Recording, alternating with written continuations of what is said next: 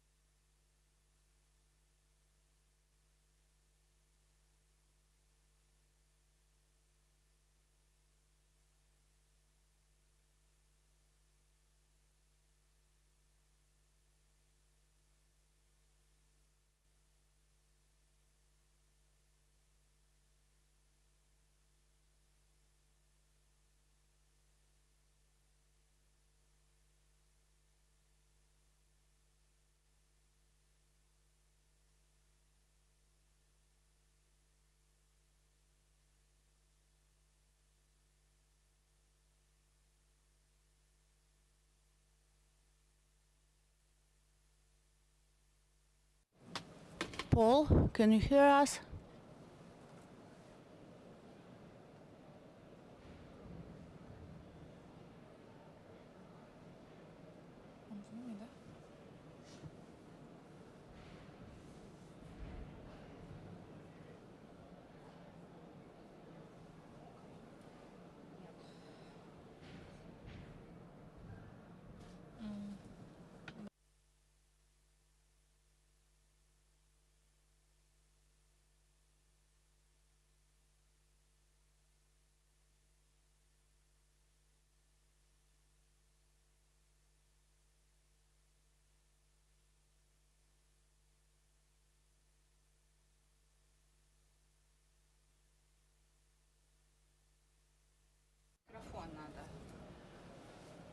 Hi, Paul, can you hear me?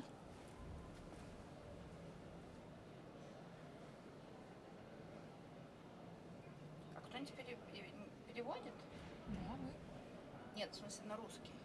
Да, мы. Это русско-английская кабина.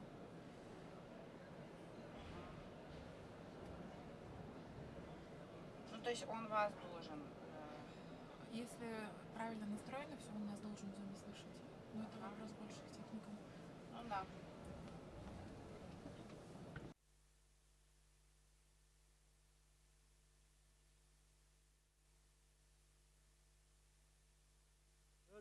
No, not working. No, not. Can we, можно включить? Can we switch this on? Yeah. Never mind.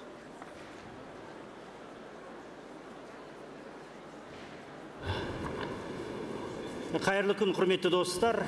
Бірден бастап кетейік. Біздің енді өкінішке орай өздеріңіз көріп жатқандай кестеміз сәл бұзылып кетті. Тағы да Good day, dear participants. Our schedule a bit changed. Our another speaker is at another session now. We are not going to wait for him. We are going to start our session. For us, it's a big honor to start our session today. For our foreign speakers, please use the headsets for the simultaneous interpretation. Russian, English, Kazakh. Мне придется на 2-3 языках вот. I will have to speak in different languages for our speakers. We have a very good staff at the session. We have the Council of the President of the Republic of Kazakhstan, Konashbek Isikeyev, who is responsible for development of artificial intelligence, digital technologies, and digitalization as a whole. Tojujuk is a well-known expert, being the head of a separate department of Google for ethics and responsible AI, a very well-known speaker and activist. She's at another session now. She will come later. Richard Sterling, the head and co-founder, CEO of Oxford Insights, United Kingdom, well known for his applied researches and readiness level special index following the country parameters, how the countries and nations are ready for revolutions in AI. Paul Kim, he is online with us, one of the leading experts in education sphere in AI, deputy of dean of Stanford University School, chairman, and our partner will soon share with you how we are going to work with Paul Kim. Armand Suleiman, our big friend, founder and CEO of Factoring. It's a small school for training and coding, a part of the business group. His experience is very interesting. He started talk of AI and big data a long time before mainstreaming this area, but Arman, thank you for being with us. Nurtay Abilgaliyev, General Director of BTS Digital CEO.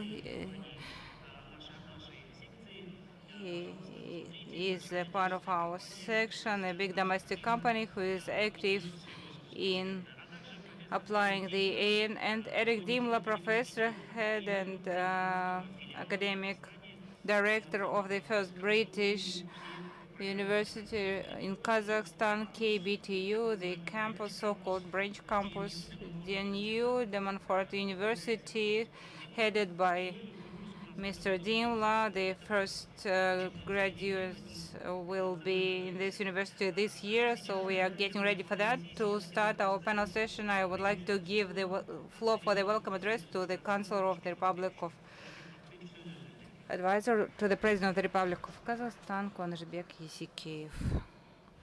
Please, the floor is yours.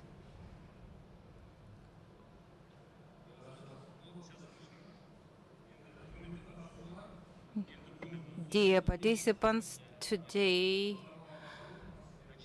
we are starting a huge program indeed, and at this forum I would like to express my gratitude to Sir Nurbek, Minister of Science and Higher Education, for discussing the national strategy for education and HR training.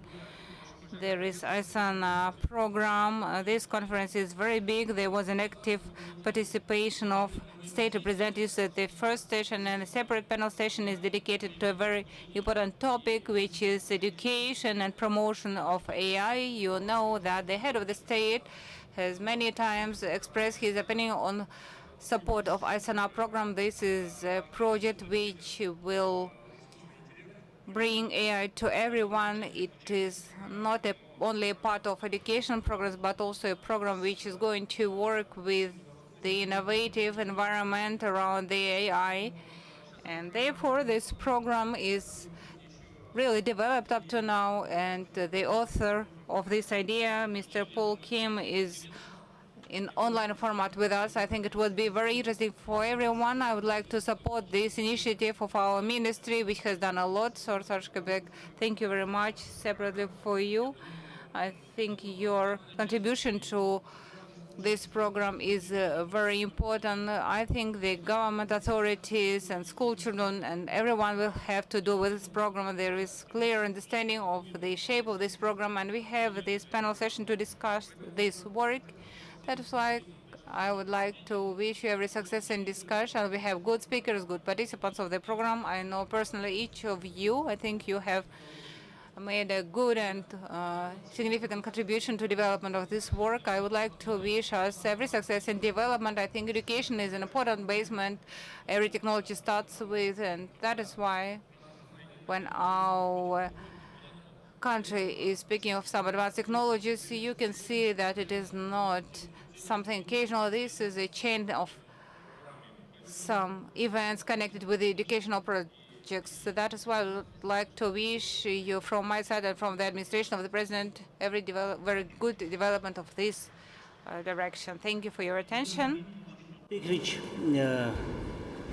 Thank you very much, Konashbek Bakhatbekovich. So hopefully we will be able to begin after such wonderful words.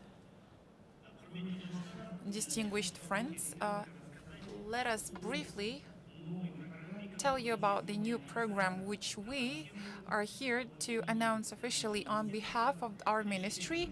We decided to call it ISANAN program. In the Kazakh language, ISANA actually means conscious or mind, AI mind, or the creation of a artificial intelligence based mind. 10 years ago, I personally started this large-scale research on how the labor market was changing. As you know, there are lots of new professions in the country, and this project is being extrapolated to different countries of the region. We are creating a separate atlas of professions, including the professions of the future, taking into account the new labor market requests and needs. So then, 10 years ago, we used this unique research. It was a longitude research, long-term research. It started actually by the group of economists at MIT back in 1960s. And this research is unique because about 40 to 50 years ago, these permanent measurements of the labor market started. And scientists and scholars started to look at how Such things as digitization put a pressure on labor markets. There were two specialties measured. The first specialty consisted of designers, analysts, mostly the representatives of creative professions, and the other specialty include psychologists, teachers, or mostly people who communicate with people or interact with people. And I was considered that they are on the safest side because presumably those groups of professions were supposed to survive the digital transformation with the demand growing from year to year. But again, such professions as accounting. Thank you, Jung. I already declared we had to start, so thank you. Thank you for being with us today. I have to switch back to English and Russian and Kazakh sometimes, so please do use audio equipment provided for your convenience. Thank you. Routine cognitive. So routine and cognitive, routine manual and non-manual professions were the three groups of professions which were more predisposed to automation. They got standardized and respectively the demand for these professions went down starting from 1960s. But then the revolution of a different nature happened. It was a more radical and larger scale revolution in the field of artificial intelligence, and the things that we had believed in back in 1950s changed, and now we see that we need to learn new skills and obtain new competences. This picture that we had in our mind was put upside down, and the guaranteed or the safest professions are no longer safe because these professions, especially in the last decade, started to go through a serious transformation and were under a very big pressure. Almost 2 weeks ago, a very famous expert, Kai-Fu Lee, expert in the field of artificial intelligence, visited Kazakhstan, and it was a great privilege to talk to Mr. Kai-Fu Lee. He said that in the portfolio of his large venture fund, Innovations Ventures, there was one of the largest companies in China which produces online games. 700 people worked for this company, and those were mostly graphic designers. Now there are only 30 graphic designers. So these 30 graphic designers are not really graphic designers. They're so-called prompt engineers.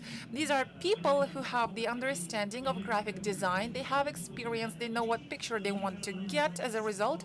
But their primary objective is to develop the TOR, or the prompt for algorithms, which will visualize the picture and improve the final picture. So out of 700 graphic designers, there are just 30 people with graphic or visual thinking that develop these prompts for algorithms. This is a good sign of the transformation of those professions or skill sets which used to be considered human skills and human professions. And it was the people thought that it would be monopolized by human beings only, these professions, I mean. But then we saw the emergence of ChatGPT and OpenAI, and the IBM Institute published a very interesting report. I highly recommend you to read that report. It says about artificial intelligence and its impact on the labor market.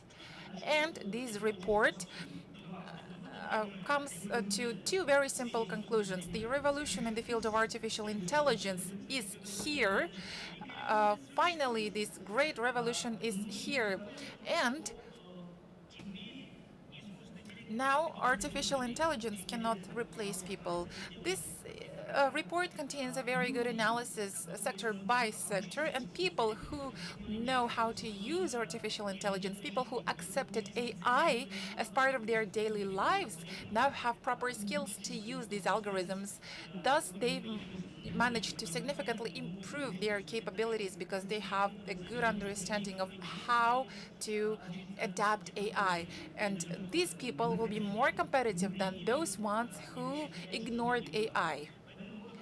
That's a very interesting conclusion that we see from this report of the IBM specialists. I highly recommend to look at the latest books of Dr. Lee, 10 Images of Our Future. Chapter 8 of this book says about that very revolution or the large-scale influence of AI on labor markets, educational systems, and professional competencies. Since we're limited in time, I just highly recommend you to get these books. So we've tried to analyze what we can do here in our educational system, what we can do as a ministry, as the government, and we've analyzed a big number of national strategies, and one of the strategies caught our eye. That's the program developed by the government of Finland back in 2017. Just think about it. Back in 2017, the University of Helsinki, together with Google, developed the training program for the adult population on elements of the AI. And the government of Finland set an ambitious task to train 1% of the adult population to use AI for the daily life without deep dive or without the understanding of very complicated mathematical models. Usually people or businesses or the civil servants, fishermen or whatever, need to know how to use AI. This was a very successful project, and today 10% of the adult population knows how to use AI. They're held very interesting PR campaigns. Regular entrepreneurs, average entrepreneurs, regular dentists went through the training. And for example, the head of the dentists updated their database, and she managed to optimize the working process and have more time for her other activities such as fitness, which means that the AI is the tool that helps resolve lots of routine functions and bring in the value added in such a way. So we got inspired by this program and we decided to go even further. Therefore, dear friends, we spent almost a year and a half, which is a very long period of time, especially nowadays.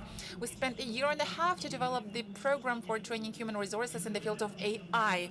And this year, on the basis of the 20 universities of our country, we will launch 20 innovative curricula so that more than 1,200 students of undergrad and grad schools could attend such programs. The course that we developed together with Google, and Dinara, who is our vice minister, is here today, and I wanted to thank her because she spared no efforts to develop this course. So this course will be mandatory for all students of Kazakhstan. Today we have 680,000 students in universities, and starting from the new academic year, everyone who is the full-time student is obliged to attend this course and get a certificate from Google. We will be able to train a big number of specialists who have understanding in their subject matter fields. I'm talking about accountants, lawyers, specialists, and experts in international law. And they will be able to get skills on how to use AI without a deep dive into the automated processes.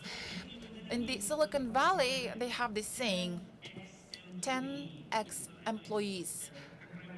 That actually means senior experts, the most experienced ones that can do 10 times more than a regular employee given their experience, their knowledge, and their expertise. And we think that thanks to such an approach, every graduate of our university will be able to turn into such a 10x employee who is very well familiar with the concept of AI and its application in the daily life. So we will work with the largest tech companies. For example, in 40 of our universities, there are Huawei laboratories established. With Google, we're launching this course, and we're also working with the Deep Learning Institute. 12 of our universities are being trained under the NVIDIA standards, and we are starting to incorporate their standards in our educational system. We work with Coursera. 93 universities of Kazakhstan have been provided with the full access to the database of Coursera, and our students now can choose from different courses, elective ones, and get certificates and credits. We're the very first country in the world that ensured this credit transfer mechanism with regards to Coursera courses.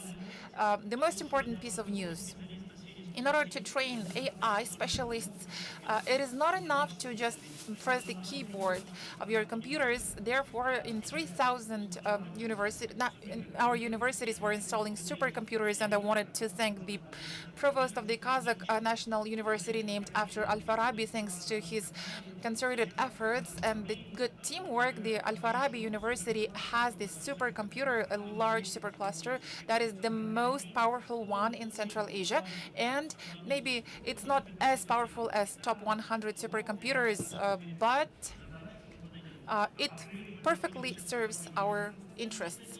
We're planning to install another supercomputer, and we have the Huawei supercomputer as well. We actually signed the cooperation agreement with Huawei last year, and thanks to this cooperation agreement, Satpayev University will have Atlas 900 AI cluster computer that is aimed to train students to learn more about the neural networks.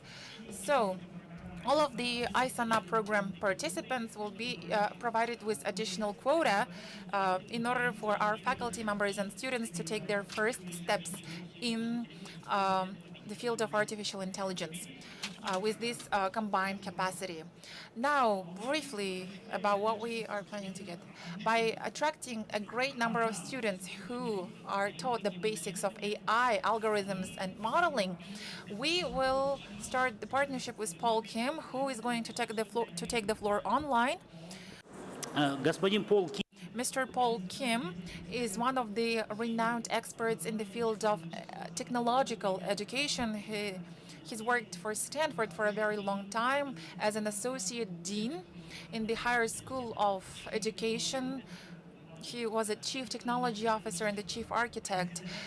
He worked as the chairperson of the expert community on education in the World Bank. He developed this unique program called AI entrepreneurship. And every person who is armed with his basic knowledge as well as his specialty can obtain the skills of artificial intelligence and identify business niches where AI can provide value added. And we believe that this is going to be our competitive advantage. We are going to create a big funnel where the entire educational system will be trained to use the technological aspects, and the businesses or business skills as well as entrepreneurial skills. Why do we think that this program will provide a big value added? Right now, dear friends, the great promise of artificial intelligence hasn't come down to the business level, to the restaurants or regular companies, ordinary human beings. For ordinary people, this is something very big, something very technological, and this is something that can be harnessed by technological giants. This is something that receives billions of investments, as it was recently declared by the administration of Donald Trump and the Chinese president. And as Mr. Kai-Fu Lee says in his book of AI superpowers, we are actually living in this era, but what do ordinary people need to do? They're basically shocked, but these technologies can actually be brought down to the lowest level so that our students, the graduates of our universities, could go work for companies and optimize basic processes. And just like that Finnish entrepreneur was able to improve her working process, we can also demystify these technologies and actually fully understand what they are intended for. Dear participants, I'm talking to entrepreneurs in particular. There is a big funnel, and in partnership with the Ministry of Digital Development, this funnel will go through the incubation and different incubation acceleration programs on the basis of Astana. Hub will go through this funnel. They will be tested at the Center of Artificial Intelligence and on the level of regional hubs, as well as 20 programming schools, because we are actually working in partnership with our regional universities for this purpose, in order to make sure that by the end of the year we get a big funnel of 100,000 participants, mostly students. About 1,500 teams will be created. Please participate, please invest, I believe that this will help a big number of students and young entrepreneurs to obtain the skills of artificial intelligence, and the understanding that we'll be able to develop together with our partners will be key. And this fund that was declared by the head of our government is very helpful, because we're going to allocate lots of funds in order to co-finance this large initiative. The program will be expanded from year to year. We will define from 3 to 4 priority areas this year. These priority areas include education, agriculture, and environmental protection, as well as the water resource management in general. Including energy, sustainable energy, and etc. Therefore, we're open for your ideas, insights. We're ready to work with our industrial partners, and we're ready to train people. Any investors, any company that is interested in attracting trained personnel is welcome to ISANA program. Thank you very much. To you, when people talk about great promise of AI, there are two approaches. It's interesting how the world of experts has divided. One sees great opportunities and great possibilities, great equalizer, they call AI. The other group of experts say, well, a weaponization of AI and AI ethics are big things. Big power comes with great responsibility and great restrictions and great limitations. What if AI and the latest edition of Mission Impossible franchise, the great nemesis of Ethan Hawke is rogue AI, and we all wait for the second part, which is due to May, the final reckoning, to understand what will eventually be, who will beat the rogue AI, or the rogue AI will beat the Mission Impossible team. So you are a world-renowned expert on AI ethics. And we're still concerned. I mean, a lot of people, they don't even talk about AI or great promise of AI. We're not there yet. So what is your take for young nations like ours who are making efforts to become part of that AI race? What concerns should be addressed on AI ethics and proper, sustainable, responsible use of AI? What are the threats, unseen threats out there that we should be aware of? Thank you. Thank you. I'll take this off because I can hear myself in the headphones. That's a very good question. I think, first of all, when we're thinking about adopting AI and developing AI, we have to remember it's meant to be a tool for people and for the people. And what we've seen, and I worked at Google, and what we've seen is it's being built for people, but most of it is being built for profit. Now, the problem with that is it goes into competition. It goes into a competitive madness. There's so much competition now in the ecosystem. Everyone wants to outsmart themselves. Everyone wants to build a new research model that outsmarts the other. When it goes into this form of competitive landscape, the people get forgotten. So back to your question, if you're building AI, adopting AI, developing it and deploying it, remembering the people of Kazakhstan, remembering your young people, remembering the businesses that you're trying to lead to further profitability, remembering the economic development you're trying to achieve, and remembering that AI, again, is just a tool.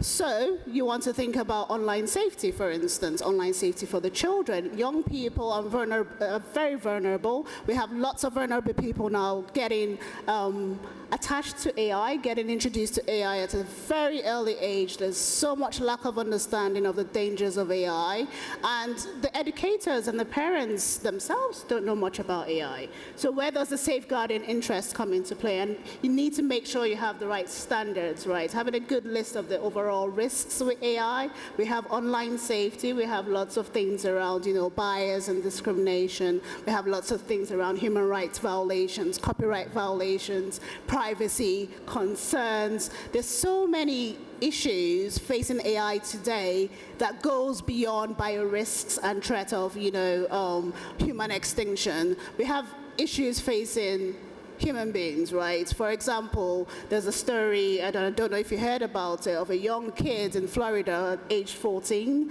and in December last year, he took his own life because he had developed this attachment to this AI chatbot. And the people who built this chatbot, it's called Character AI, where my colleagues at Google, they left Google because Google was being very conservative about this system, this chatbot, because it was aware that the safeguarding, policies have not really been put in place. They were aware that there's so many systemic risks associated with large language models that we're not even aware of yet. This young kid developed this attachment to this chatbot, and at some stage just believed that if he took his own life, he would be with this chatbot, and he did. And if the right safeguarding policies were implemented in that website and in that company, that would have been prevented. If that young kid knew that he could build a very strong relationship with something that is not real, it has no form of sentience, it has no form of consciousness, and it can actually mislead people, he wouldn't have done what he did. So AI literacy is important, the educational piece is important, but focusing on the risks and the ethics of it is super important. It's important to make sure you have a cross-functional working group with not just big tech and the leading providers, but you want to include academia, who are independent. Academia is not into competition per se, it's not about profit. So they'll come with an unbiased approach. You want to include people from the private sector and come up with the right policies, but being aware of the overall challenges and risks first before adopting it and deploying it across the country. Thank you. Thank you, Torja. Очень важный аспект, наш уважаемый. It's a very important aspect you have touched upon, that the digital education, digital hygiene already in the school should be a mandatory subject. It was a very sad case, and you remember about a tragedy in our country when a chatbot and a child had brought a child to commit suicide. We should understand that for the first time in the humanity history we have developed something which is not just a tool. We have developed a lot of perfect devices and tools. Even a smartphone with all the features is still a tool. You need to turn it on, you need to turn it off. It cannot reproduce itself, it cannot create same smartphone and so on. For the first time we have invented something more than just a tool. We have invented an agent, and it's such a turn point in the history of humanity, because previously exchange and creation of information was a process between a man and a man. Now, for the first time, we start getting communication with a non-human being, with something else, with an agent. And in many universities, for quite a long time, they have human-computer interaction topics. So it's an important advice of our experts. We are going to talk to the Ministry of Education for the programs on digital hygiene, digital security, be present at the school, at the secondary school. The children and community should be ready for understanding. Stephen. Sorry, Richard, over to you. So Oxford Insights is famous for many things, but now, given the AI revolution, the flagship edition, the Oxford AI Readiness Index, is now becoming sort of a benchmark for many countries and policies on national level, and now countries starting to compare themselves. We just had that regional moment when Prime Minister of Uzbekistan was saying, well, we made that giant leap and we dramatically improved our rankings and AI readiness level. So from your perspective, I mean, being designers of this index, what should countries like Kazakhstan bear in mind when they coin new policies, when they put a lot of effort and resources and infrastructure to become truly AI-ready nation, truly future-proof economy, given the impact, growing impact of AI on all levels, on all industries? So the first thing that I would say is... Yes, just can you put the microphone closer? Sorry. Is that better? Sorry, it's difficult to judge how loud you're talking when you also hear it in your ears. So thank you very much for the question. as you say, a number of countries are trying to focus on their AI readiness at the moment. They're trying to future-proof their economy. And I think that the AI Readiness Index is a fantastic tool for enabling that sort of cross-comparison and understanding the relative strengths and weaknesses of the different economies. What I would say is that initiatives like the one that you've just announced are a fantastic step towards building that AI-ready economy. And as the person who's just announced the initiative, I'm sure you know this, that the initiative doesn't happen overnight, right? Like this is a step which will maybe take 2, 3, 4 years to come to fruition, and that's understandable. Like what you're doing is you're changing the skill level within an economy, and so I think that's, yeah, we should be looking for the initiatives that we can start now that will develop the economy that we want to have in the future. As that happens, so you'll see the progress within the AI readiness ranking, because the skills will start flowing through into the economy. That will also mean that people who want to set up a new business or build a future in this economy will have the skills to be able to do it, which is fantastic. Thank you. But then the speed is becoming a problem, right? Less than 2 years ago, we had OpenAI and ChatGPT and large language models, and the shockwave is still reaching many countries, and now boom, comes new DeepSeek, comes new type of miniature models, comes new approaches, you know, kind of a more sophisticated, more packed, multi-layered language models and algorithms. So now, you know, the whispers start of AGI, artificial general intelligence, artificial narrow intelligence. So when we say, okay, it will take us 3 to 4 years, how can we anticipate that speed? So 3 or 4 years doesn't mean 3 or 4 years without changing your approach and reflecting the changes in technology, right? And I think you've neatly highlighted the speed with which technology is changing. This is an opportunity, I would say, and also a competitive opportunity, because if you're the country which responds quickest to the changing in technology, then suddenly you're reacting first, you're building that economy of the future faster. The other way in which it's an opportunity is harnessing the AI themselves, as you're doing through the School of the Future, to be able to train larger cohorts of people and act as a coach. Like when I learned to code, I learned to code over a course of like 3-4 years through repeated failure. If I was learning to code now, as I'm trying to teach my son, like he's learning to code using an AI companion. Like it's just faster and more natural, and we should use those techniques to be able to, when we're trying to educate so many people so quickly. Thank you. Paul, are you with us? I tried to praise you as much as I can, Dr. Kim. Well, I made that introduction. So over to you, and please give us more insights on your take. How do we educate as many people as possible? How do we give them that business intelligence, that deeper understanding in which niches AI can add value? Thank you. Dr. Kim. Thank you. Thank you for giving me the opportunity to describe the program. I'm honestly very excited to work on this project in Kazakhstan, because I visited Kazakhstan last month, a little more than last month, a month ago, and then I saw the energy and the motivation that the young people have there, and I'm so excited to be working with them and energize them with the power of AI. So just to give you a little bit of the background about the program and also a little bit of the details of the curriculum, I'd like to share a slide deck. Okay.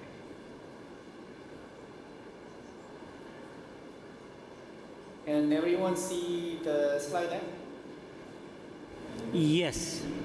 And if you could put it on a full screen, yes. Great. Yes. Thank you. So you can consider this as a springboard for technologies. So as part of the training program, I think we want to develop an ecosystem that will produce the intellectual whole, fully immersed with AI skill sets and the latest solutions and tools, so that they will be able to apply their knowledge in developing solutions in various industries. As an example here, agriculture, manufacturing, mining, logistics. I mean, these are the real core industries that we would love to touch upon while students are engaged in the training program. And then we'd like to introduce the real world cases from various regions of the world. We'll be collecting real world cases from the universities and research centers and also company partnerships as well. So the program itself will have a multi-stage fashion here. We begin with a university partnership. Whoever is enrolled in the program will be getting the credits from the partnering universities. And then we'll start with 50,000 students up front, and then they'll go through projects. And then after that stage, they'll go through the pre-acceleration stage. And once they make out of it, they'll go through the acceleration program. And then later they'll be introduced to the network of global investors. So that's the sort of the stages.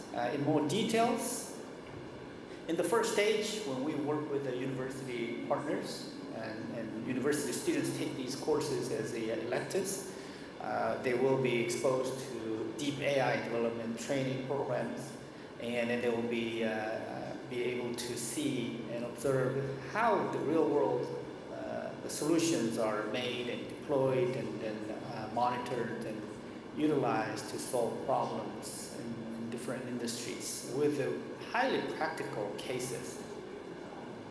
And in the stage 2 pre-acceleration program, students will have to come up with some minimum viable product, and then they will go through some testing and business model development, etc. And successful teams from this stage 2 will move on to the acceleration stage, where they will be connecting and interacting with experts and coaches and advisors from Silicon Valley and various other regions. So I have a network of friends who are in the venture capital investment community and also global level investment organizations. And so the students will have an opportunity to get advice from those people. And basically they will their solutions and attract these investors. And I mean, that's what we want to see. We want to bring the world to Kazakhstan while we're taking Kazakhstan to the world. So it will be bi-directional journey. And then especially we're very focused on encouraging women entrepreneurs. We have partners through Techno Women, the nonprofit organization in Kazakhstan. So this will be one of the key pillars of the program. Obviously, I will be sort of the manager and then connector of many experts here. I will be happy to connect with my friends from Wall Street and Silicon Valley as well, and other countries who are very much motivated to contribute to this work.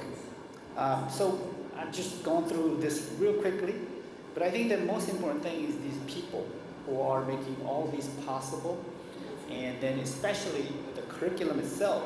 We're encouraging the students to leverage AI tools to solve problems. Now, as an educator, I know that there were some AI training programs, but many of them are designed for the self-studies, self-paced, without the availability of the Gen AI tools. In our program, we highly encourage students to use Gen AI tools as their assistant, as their brainstormer, as their partner. So all the curriculum problems are designed to leverage AI tools. Students who may not know coding in the beginning, who may not have a deep understanding of AI, that's fine, perfectly fine. We want them to come and start copy-paste or tweak it and edit it, and just at a small edits could give them a way into this program, and they will start to describe and analyze and prompt it, and generate it, and then be able to apply what they have generated and solve problems and eventually innovate. And so they will be leveraging various AI models. Obviously, the basic will NNRN, BERT, GPT. Now we'll be leveraging even DeepSeek, API calls, etc. So students will have the access to the latest models of the AI and API services. And so this is why we're very excited to offer this program to students in Kazakhstan, because we are centering them with real-world experts and be able to interact with those people and be able to attract investment from the global investment community. So in a nutshell, that's how it's going to be implemented. And I would love to take any questions and suggestions as well. Thank you. Thank you. Thank you, Dr. Kim. We're very, very excited. Yes, big round of applause. And excuse me, I have to switch back to Russian. Нам очень повезло, на самом деле. We are very lucky because Dr. Kim was hunted in a way. This program had to be launched in Saudi. They have huge resources we cannot use. But what was attractive for Dr. Kim to work with us, that was the quality of human capital. Therefore, friends, sometimes we are criticizing ourselves that we do not deserve something, but we made an experiment with Dr. Kim. We brought him here. We said that there are 20 universities here. Please visit them, choose some of them.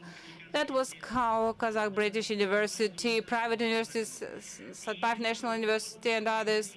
And during that interaction for 5 days, he was talking to the students. He said, "You have such good students, very open-minded, very creative. Maybe they miss some STEM skill, but still they are motivated. They have energy. They have understanding. We need this energy, this wild desire to try something new. DeepSeek is a good example for us, dear colleagues. The one the whole world is talking about. CEO of DeepSeek, by principle, does not hire people who have more than 2 years of experience of work, because he believes that experience of a person is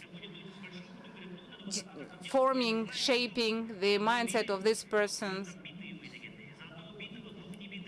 They say that an unexperienced person is more deserving attention than experienced one. DeepSeek has managed to find another approach, absolutely different approach to the big language models. We are talking about the multi-layer models, and we have what has happened. There is another revolution, the whole world, global revolution. That is why I applied to my colleagues, heads of our universities, who would be part of this pilot program, Nurtai, Arman, Eric. I urge you, as people working in the industry, in the education area, and so on, please pay your attention to this program. If the team of university who will pass this training and their startup are successful, and any startup has big chances with AI to get a big financing, the university would earn on that. This is a big and interesting source of financing for you if you can make arrangements with students and share the intellectual property copyrights.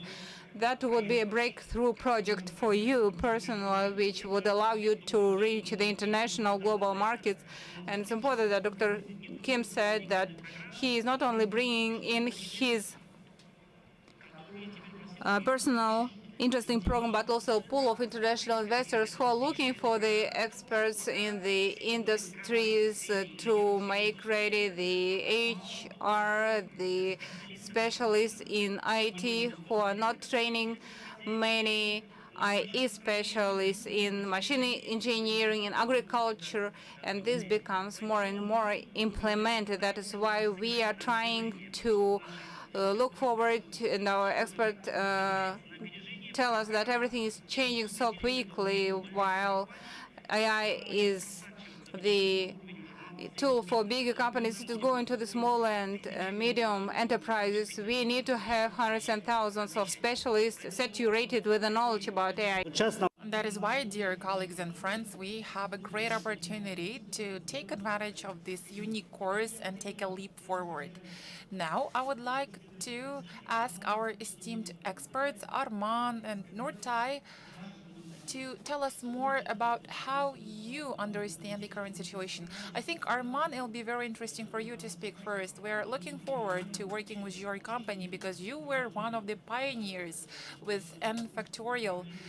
You were the pioneers in programming and the development of applications. I think that your company can use another program resource by involving thousands of young people who are just taking their first steps in this big area.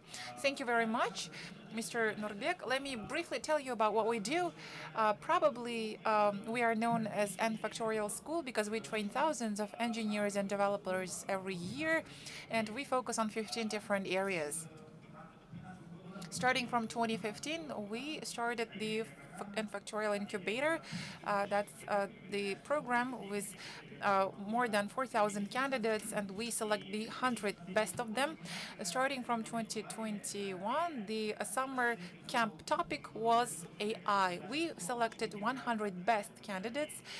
Back then, they worked hard on their results, and last year we trained 100 candidates who've created lots of different agents. This year we're going to continue our cooperation with Chevron and Satbayev University. That's about a context.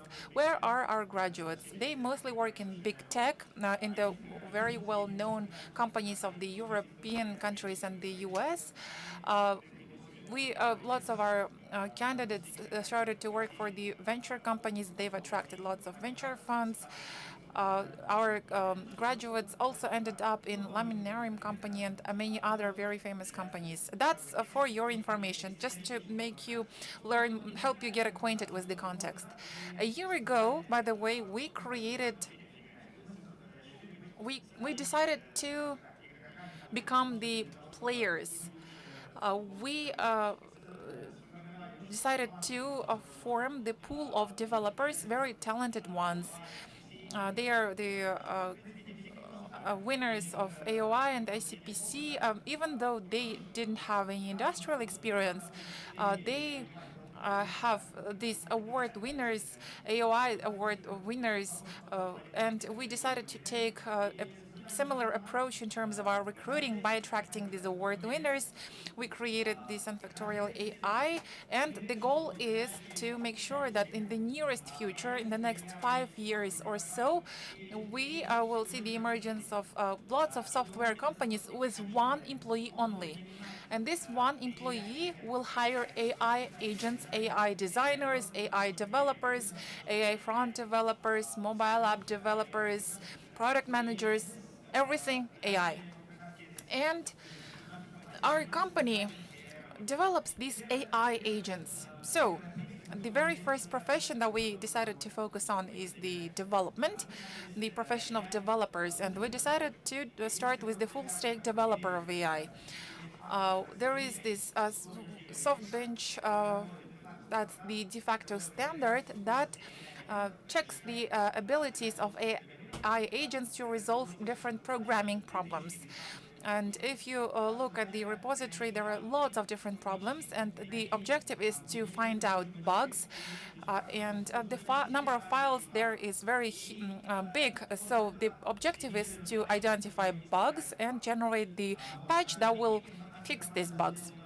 Our team came in third. I prepared our sweet bench. You can actually go to sweetbench.com and see what's our ranking.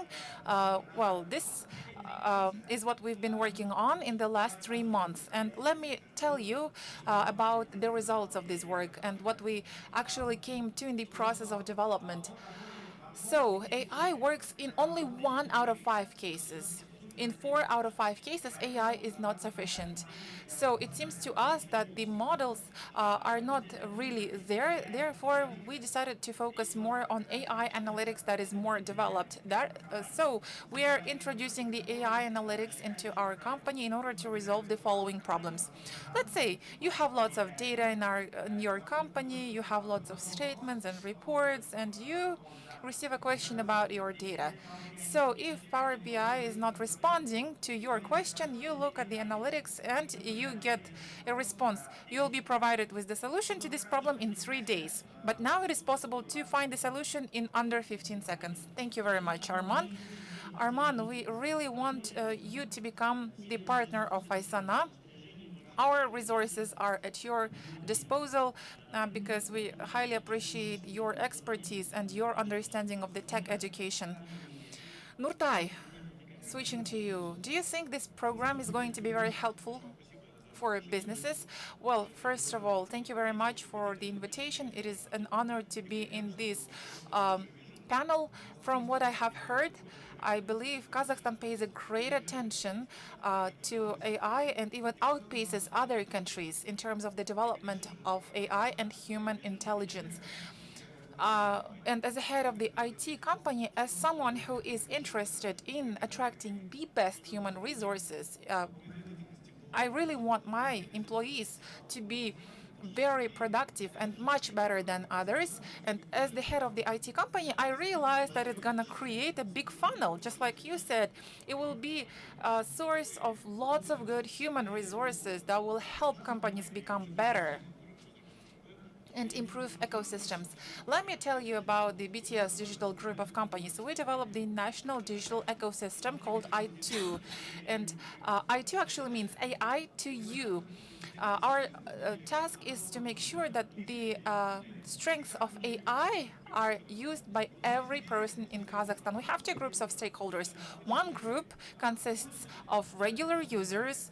These are our parents, friends, colleagues, whoever, in our opinion, can use the benefits of AI if we help them bring two things together, whether this is internet or smartphones. This is always the combination of really cool technologies and the human communication.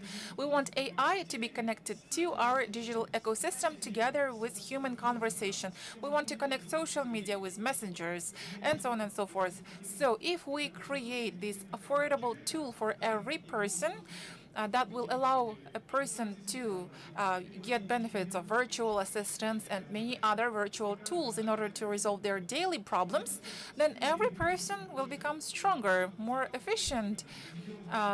We make these tools available to amateurs. The other aspect to that is the developers. So we think that Kazakhstan is lucky, and the human capital that we have, thanks to these educational programs, of course, this human capital needs to develop and launch their startups as part of the national ecosystem. It seems to me that the domestic product, the national platforms of Kazakhstan will be excellent to take first steps to go through the MVP stages to make these products more useful for consumers and then to conquer international markets. So this open cooperation that is being developed together with the Ministry of Education and the Ministry of Digital Development focuses on this open-minded philosophy of working with partners, including us.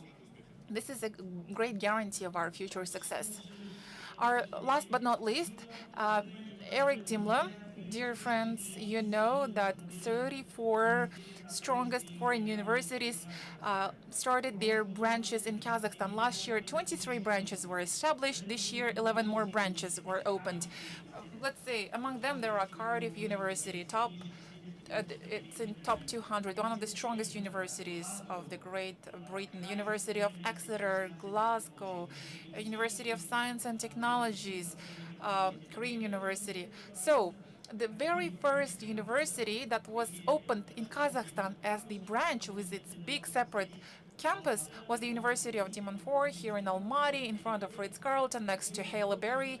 And it's been successfully operating for 3 years already. There are about 1,000 of students, and the majority of students are international ones. They came from Russia, Turkey, even from South Africa.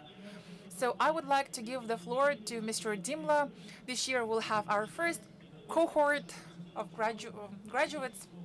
The floor goes to you, Eric. Thank you very much, Honorable Minister, special guests. It's a pleasure to be here and to take part in Digital Almaty. The Montfort University has got a history of over 150 years back in the UK, and we were established over 150 years ago in the heart of the industrial heartland of England. And we are very, very well invested in education, but also in terms of how we get our graduates to work. So we are very, very connected with industry. The most important thing that perhaps we look at is that we are really at a critical point in terms of how we contribute to the to the national debate in terms of AI and how we progress, etc. And from our point of view here in Kazakhstan, we are looking in terms of how we develop talent, not just local talent, but how we place Kazakhstan in that international sphere.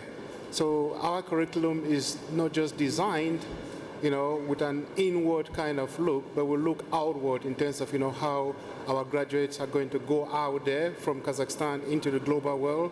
So really, really pleased that in our 3 years of existence here, we have not just attracted, hundreds of Kazakh students, but we have actually attracted quite a flow of international students from Central Asia and beyond. Thank you, Eric. В этом году, уважаемые друзья, This year, dear friends, Kazakhstan attracted 31,500 international students. For the first time, the number of students from Asia exceeded the number of students from the CIS. We have lots of international students from 93 different countries that study here. And our strategy to position Kazakhstan as the academic hub in the region is being justified. Our KPI is to get 100,000 international students by 2028 and 2029, and if they pay at least $10,000 of tuition fee, we'll get lots of profit. Statistically, 1.3 jobs are created for every international student, so thousands of international students create thousands of jobs. We have 10 minutes. Let's start our Q&A. Our experts are here, so if you have any questions, please raise your hand. Do we have a microphone here? Please raise your hand if you have a question, and make sure that you address your question to our participants of the panel session.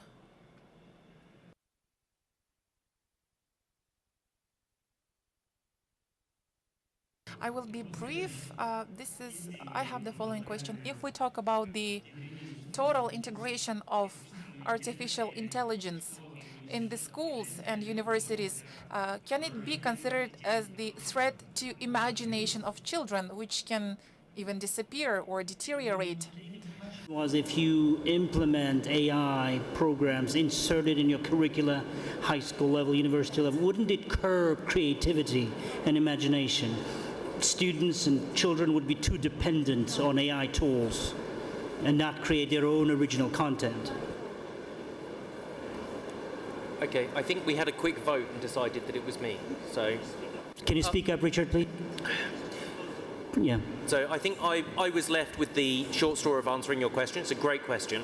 I apologize for the fact that I'm answering in English. I see the integration of AI as something that unlocks creativity rather than something that takes it away. It's a tool, right? It's like a paintbrush. If you give a child a paintbrush, they don't suddenly get worse at sketching. Instead, they go, oh, I can introduce color. If you introduce AI tools to children, you unlock another world that they can for them.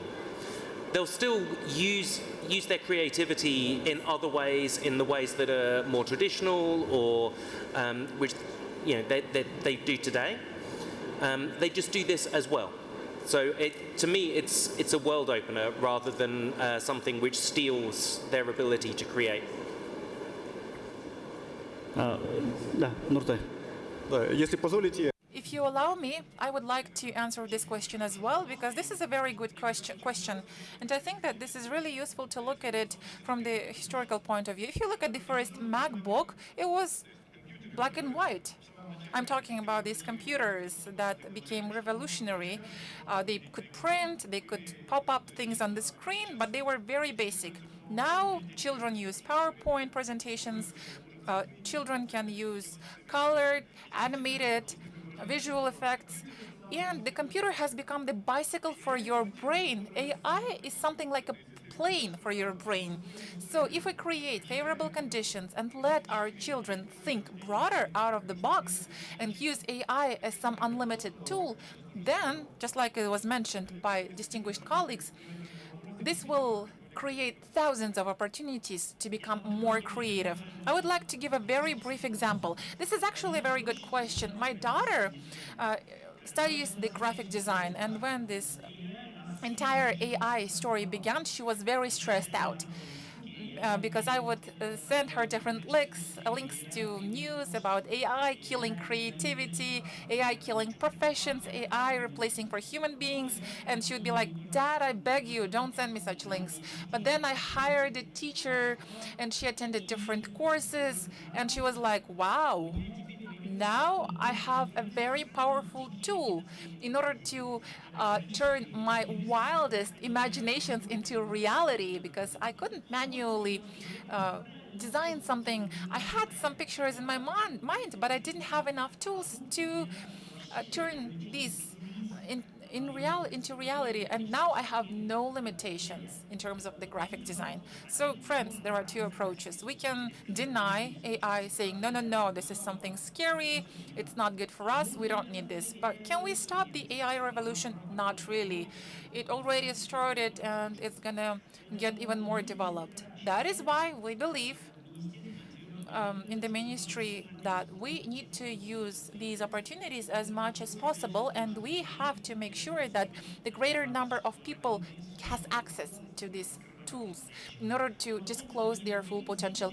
Remember the Avengers and Thor, whose hammer was broken. He was like, "My Mjolnir, my hammer is broken," and people were like, "Are you a god of hammer or are you a god of thunder?"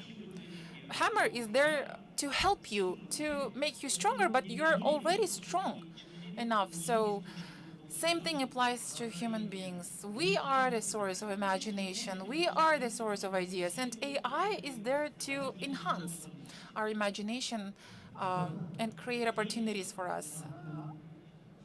I have a question. Can I ask a question? We understand that AI is great, but President Trump, I think, made a mistake when he was talking about the Columbia University, and there was a spelling mistake or something. So you were saying about ISANA program. I think that here we see another big mistake, because ISANA is written in Cyrillic alphabet, and we are trying to go to Latin alphabet. We're talking about AI, but who uses the Latin alphabet right now when he or she uses AI? Or smartphones. Who uses the smartphones with the functions in the Kazakh language? Nobody. I believe that in order to ensure digital Kazakhstan, in order to ensure proper digitization in Kazakhstan, we need to take into account such aspects.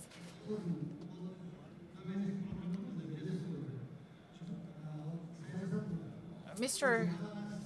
Minister, I wrote letters to the ministry. I'm sure you received my letters. Not only well, we need to make sure that we transition to the Latin alphabet gradually, just like our neighbors in Uzbekistan did so. I'm sorry I didn't introduce myself. I represent the news media. You can actually look at my social media accounts. We do not have proper attention paid to the development of Kazakh language. Not in social media, not here, not even on YouTube. We do not even have the Kazakh subtitles. So, Mr. Norbek, your name is Sayasat, which is translated as politics, and I hope that you will take into account this commentary and find some proper solution. Thank you very much. How about we have a short conversation after this session? We have time for two last questions because it's time for us to wrap up this session.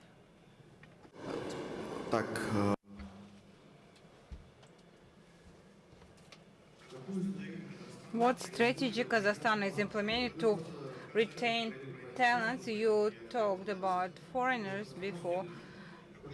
What strategy the Kazakhstan is implementing to retain the graduates in the sphere of IT, AI, which is important for Kazakhstan? What mechanisms are used, like simplification of visa regime, tax benefits, and so on? And how can they turn Kazakhstan into the center of retaining of highly specialized staff for the economy promotion? The first thing is that we open the branches. We have 34 strong branches without advertising, without any marketing campaign. We have 31.5 thousand foreign students have come, and the professions level is changing. We have 3,000 students from Russia, from China, from Mongolia. For the first time, we have so many students from Russia coming to Kazakhstan to get the higher education. And we would like to retain a part of these students here. We are changing the immigration legislation here. We have a simplified visa regime for the professors, students, and teachers with an opportunity to work here in Kazakhstan for 2 years. This in few countries they apply same regime, so that if they want to stay here in Kazakhstan to start some business, work here, we make it possible for them. Also, ISANA program and similar programs would serve as a significant magnet to attract the experts. Supercomputers like at Al-Farabi University are the most powerful in the region. The students who need these strong computing capacities will have a chance to work with these huge computers. The partnership universities provide the students with diplomas of education international level. DMU, De Montfort University, provides a British diploma. I talked to the students from the South African Republic. Why did you come to Kazakhstan? They said, I wanted to get British education. If I became a student in Britain, then it would cost me 2 times more. Here, the cost of education $12.5 thousand in year. Here it was 4.3 million US dollars. So it was in Edinburgh it would be 18,000 pounds, 2 times more. The cost of living, opportunities, economy, large spaces, these all are the factors being attractive for foreign students. Dear friends, therefore, please do not lose the social optimism. I am really concerned as a citizen of this country. I have concerns. I think of some negative perception and mood that this is the end, nothing would happen, this sort of pessimism, but it's not so bad. Stanford professor Kevin said, he says, you have great students, I'd better implement this program here. Zashuri over here. Thank you so much. You will be a part of the project team. What women you have, he says. Wonderful ladies in all senses with a special type of life, energy. Not everything is bad. We cannot say that everything is bad. There should be no hopelessness. There should be hope always. Everything will be fine. We have more and more new types of logics, new economy. We have very good human capital.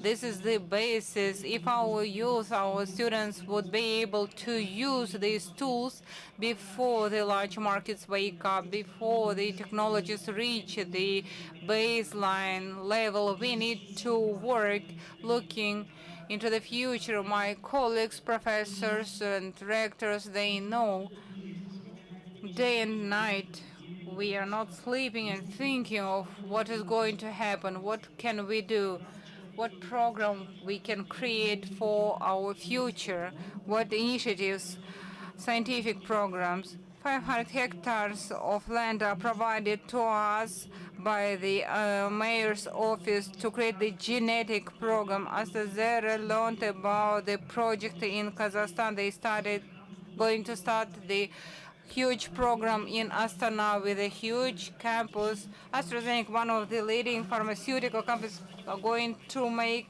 and build the R&D center here in Kazakhstan. Therefore, dear friends, we need to work. That's it. We should have dreams. We should believe in our future, in our best future.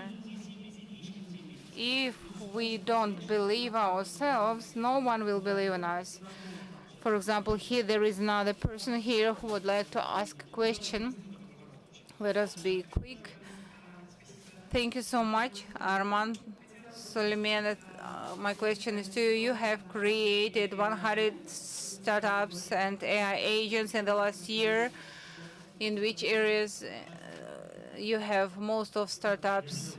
I would like to clarify, this is not about startup, this is not about companies. These are more projects at the end of the program. You can see our website and you will see many things there. I would like to give you one good example as to the optimism and AI. I think that there is a good phrase, skeptics and optimists are saying smart things and optimists are changing the world. I think the only right strategy is to be optimist. And I recall in 1984 there was a two-stigma study by Benjamin Bloom. It tells that one tutoring brings two stigmas better than one-to-one education in a classroom. This is about the impact of the artificial intelligence. Thanks to AI, each of us has a personal tutor. 20 years ago, a personal driver was available only to top 1% of the population. Now, personal driver is available to each of us. This is a carrier rule.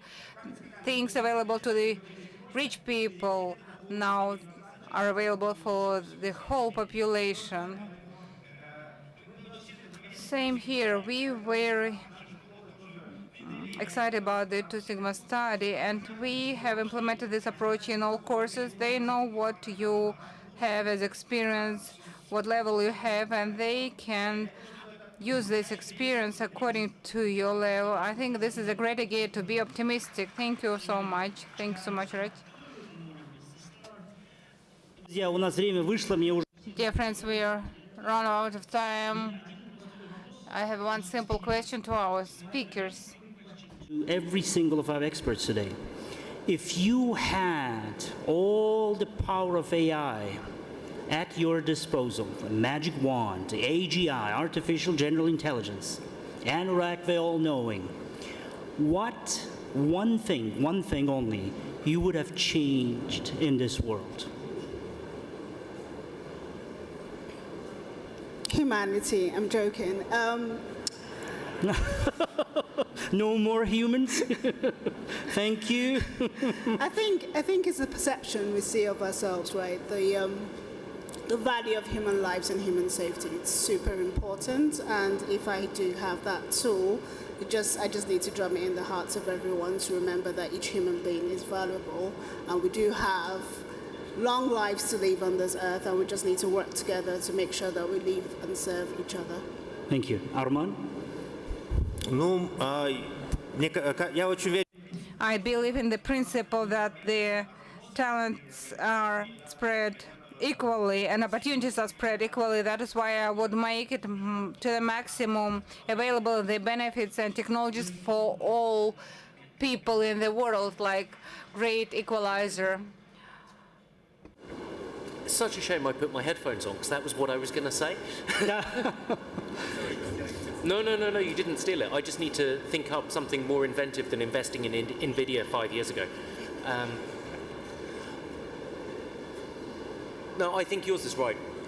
Great equalizer. Yeah. Okay, AI, great equalizer. Bring all the resources and opportunities equally to everyone. Okay? Paul, are you with us? So what you would change one single thing in the world if you had all the power of AI at your disposal? I would like to leverage AI to take care of the aging population. Okay. AI babysitters. Good morning, Dr. Kim. How are you feeling today? I think things like helping the elderly would be really a meaningful thing, but I know it is very difficult because it requires a lot of hands-on work. Yes. But if we can leverage AI to help those people who are immobile, and especially the elderly, because we have an aging population that's growing. So if we could leverage that, it would be wonderful. Interesting. Thank you, Dr. Kim, thank you. And we're all excited. We're all excited for the ISANA program. Nurtay? Рахмет, мне кажется, что большая доля проблем, которые в мире сегодня есть. I think a big number of problems arising in the world is due to miscommunication because people do not understand each other, do not say enough words to each other, and this is the only thing which would be probably adjusted by AI to make us to let us understand each other better, to make sort of centralized tool to help people to express their opinion in a better way, in a more clear way.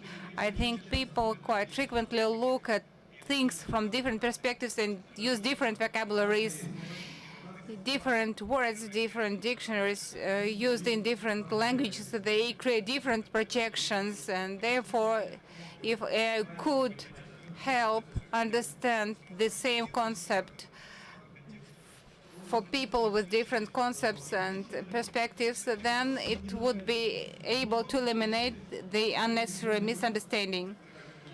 We do understand that there is a tragedy because of misunderstanding among people.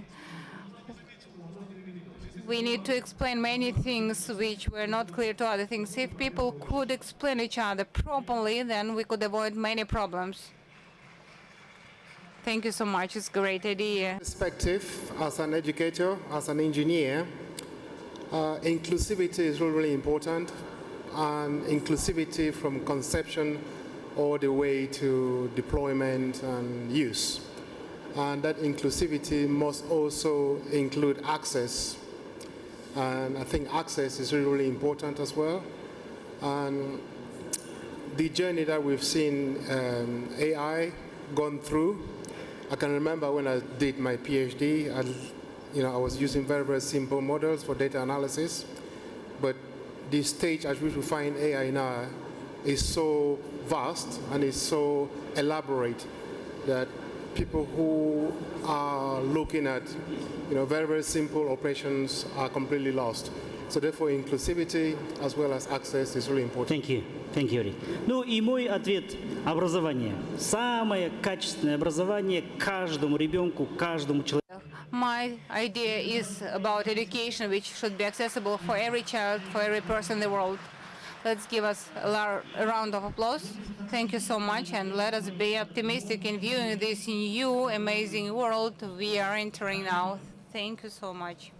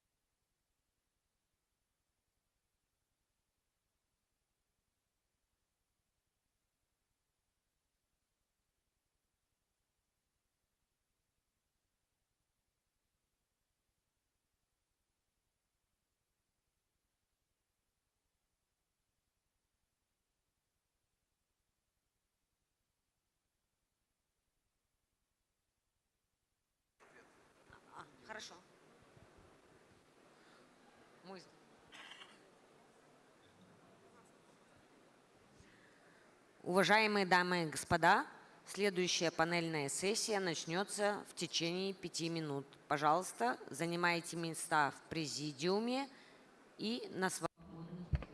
Dear guests, we are going to start in 5 minutes. Please proceed to your seats.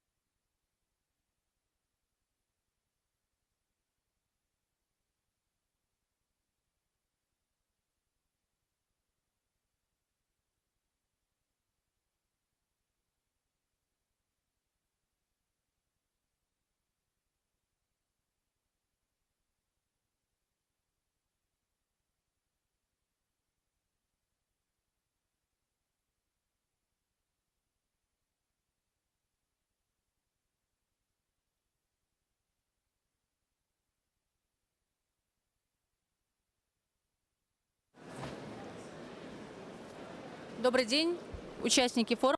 Good day, dear participants of the forum. Can you hear me?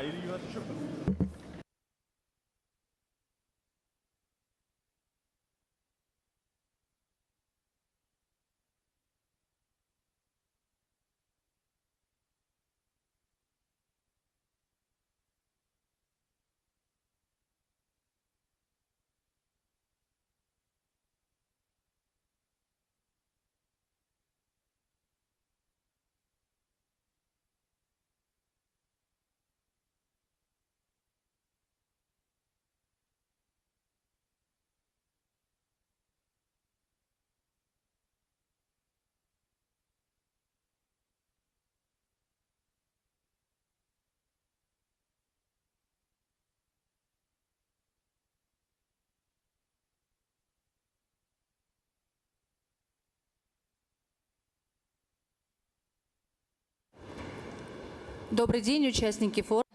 Dear participants of the forum, we start our next session. The topic is AI as a driver of transformation and strategy for government and business. My name is Gauhar Nurgaliev, Director of M&A branch, we consult governments of the countries on economic reforms and digital transformations. I would like to introduce to you our speakers and participants. The format we're planning now will be like a dialogue, and we'll have some time for Q&A session. Our first speaker is Richard Sterling, Oxford Insights co-founder and CEO. We are working with them for quite a long time. Richard is dealing with rating of countries on development of AI. He has already been in the previous sessions. Our next speaker is Rajit Nanad from the Saudi Arabia, with the world CEO, dealing with the data processing. Aydarbek Hojanazarov, Deputy of the Majlis of Kazakhstan, Renat Tukanov, Technical Director from Freedom Holding, Ulan Burketov, Deputy Chairman of the Board for Geological Exploration and Perspective Projects of the national company called Kazakhstan, Renat Viktorov, Deputy Chairman of the Board of Kazakhgas. Renat Viktorov, the Governor of Astana International Financial Center. I'm going to be the moderator speaking English. And we had discussed at large, in fact, the new concept of AI development in Kazakhstan, which was introduced last year. It was reflected in your rating. We had discussed the creation of the AI Commission, which is quite critical in the development of the country. And today, would you share with us, please, your views for the further development of ecosystem, legal framework, ethics, laws, everything that's relevant for the development of AI in the country?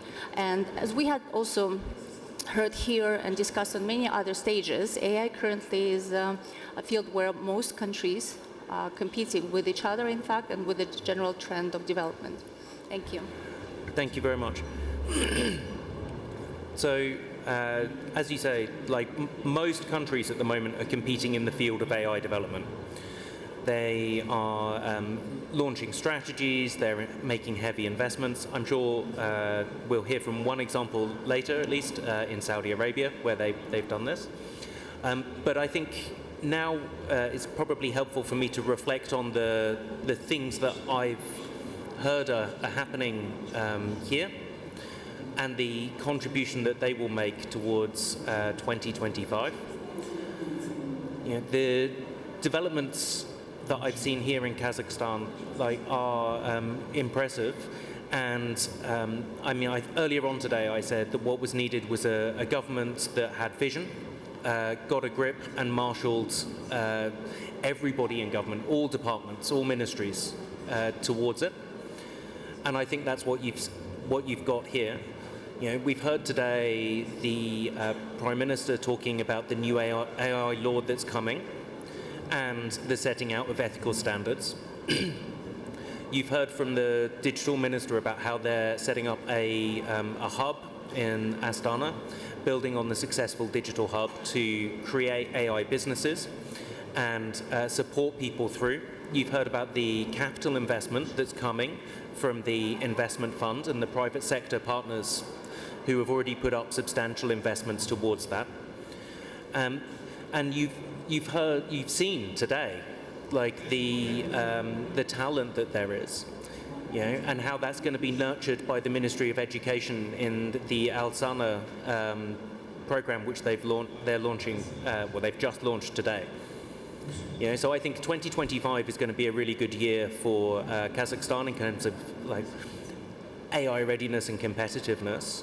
Although I also think a number of those things I've just mentioned are things that are setting up for success in 2026, 27, and onwards, because they're all about creating the right environment for AI to be successful here in Kazakhstan. Thank you. So that's coordination and communication are the key among all the players within the economy, in your opinion, to make sure that it's all aligned. Absolutely, because what really drives it is the concerted effort of everybody working together to be able to get a successful implementation of a government strategy. Okay.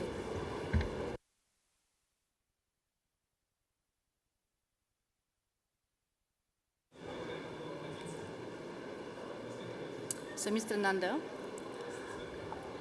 data centers are a hot topic worldwide. In London, I don't think ever there was a dinner conversation where people were not speaking about the necessity for growth in data centers and the energy requirements for that. We see that all over the news as well. You have the foremost experience in the area. Could you please share with us what is happening currently in the data centers and in the world and the energy needs to power them? Yeah, thank you. Thank you for this question. First of all, it's a privilege and honor to be here for Digital Almaty 2025 and also with this distinguished panel. Thank you for that. So in the context of data center and AI, I think it's important to put some of the perspectives for the people here.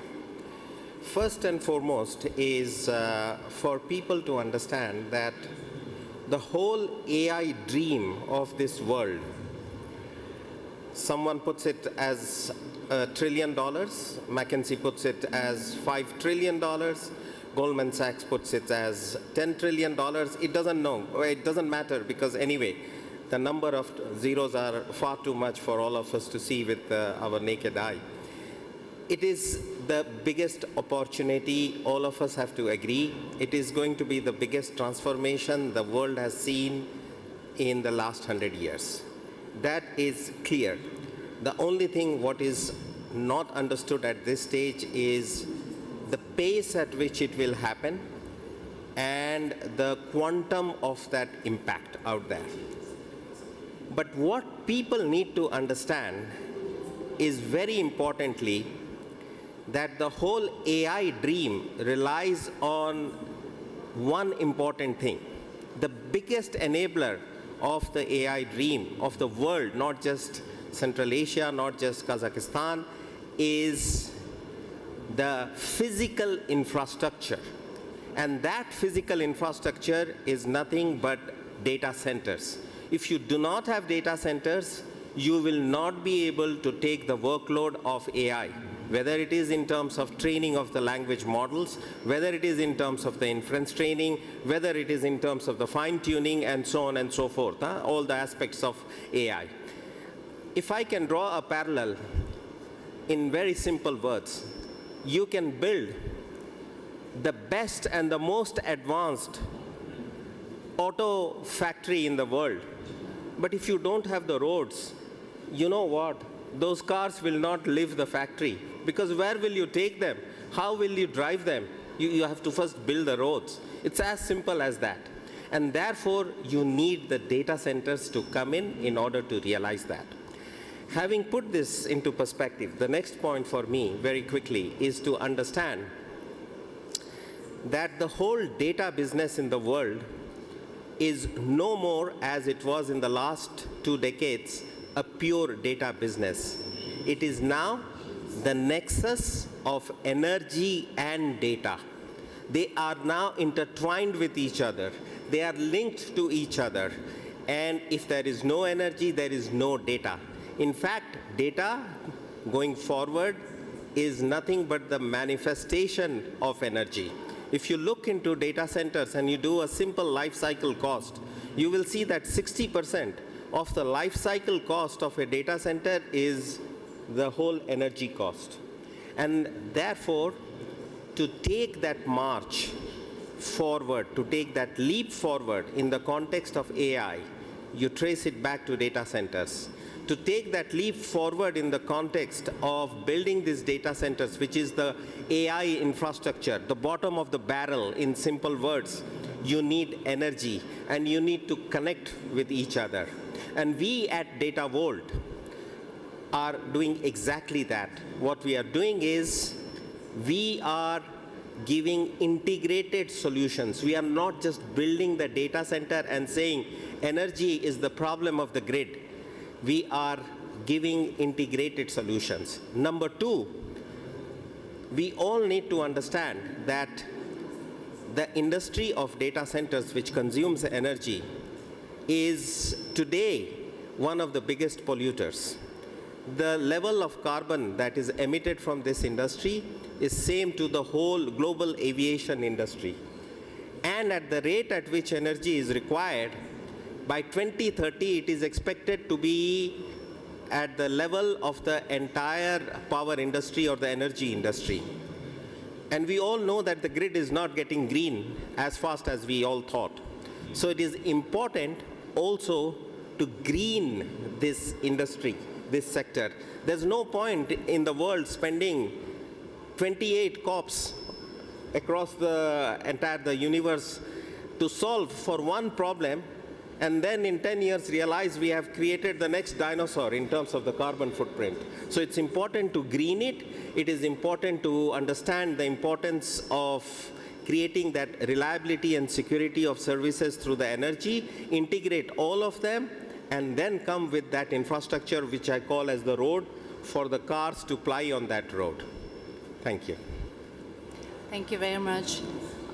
Indeed, you raised one of the key topics in the media locally and worldwide, the clean energy, including nuclear, to power the upcoming revolution, which is driven by AI. I think that's a separate session, but definitely worth exploring and estimating. But thank you. So we will proceed now to our next speaker. Our next speaker is Aydarbek Hojanazarov. We were talking about the concept, but the AI strategy is in the process of development, and as far as we know, the draft law on artificial intelligence is also in progress. We've talked to our colleagues, discussed these norms and ethics of the use of AI. These issues have been raised repeatedly, therefore we are thinking about what purposes this AI will be used for and what are the norms prescribed by the governments in terms of AI. Could you please share with us your vision about the legislative framework? How will it allow businesses interact with the government? Thank you. Thank you very much. Let me begin with the answer to your second part of the question. I think that that's the most interesting question because we are thinking about how the state apparatus and the legislative branch of power can communicate with businesses through AI. It should be noted that in 2023, in November, our committee in the Majlis of the Republic of Kazakhstan held its first meeting with the use of AI, voice-to-text and text-to-recommendation. And these recommendations then ended up in the lower chamber of parliament in Majlis. Now, as regards the use of AI, in fact, the biggest benefit that we observe with AI is the processing of big data. And obviously, those problems that we are facing nowadays are mostly about these frequent collisions and different interpretations of the same piece of legislation, because we have to go through lots of different laws and regulations manually, whereas artificial intelligence created this opportunity for us to spend very little time on this labor-intensive work. And you mentioned the draft law on artificial intelligence. I think that we've been working on this draft law for 3 months already, and it is taking so long because we have to go through lots of information, and having this AI tool at our disposal, taking good decisions and important decisions for our country would allow us to reduce costs significantly. We see these requests for a piece of legislation. We have to make amendments to different laws and regulations, and sometimes these processes take up to a year and a half or even 2 years, and we want to make our legislative branch more efficient with AI. I would like to separately focus on the fact that artificial intelligence actually has very positive side. That's the reduction of transaction costs. What are the transaction costs? Transaction costs are the costs borne by ministries, local executive bodies, businesses. Transaction costs are there is one scholar who developed the theory of transaction costs, and he said that the transaction costs can reach up to 1 GDP of the entire country in our case. So roughly speaking, because of the poor interaction between government agencies with each other, I mean. And because of the poor interaction of government agencies and businesses, we lose the economic effect that is equal to the size of our GDP. So that's one of the aspects to this matter.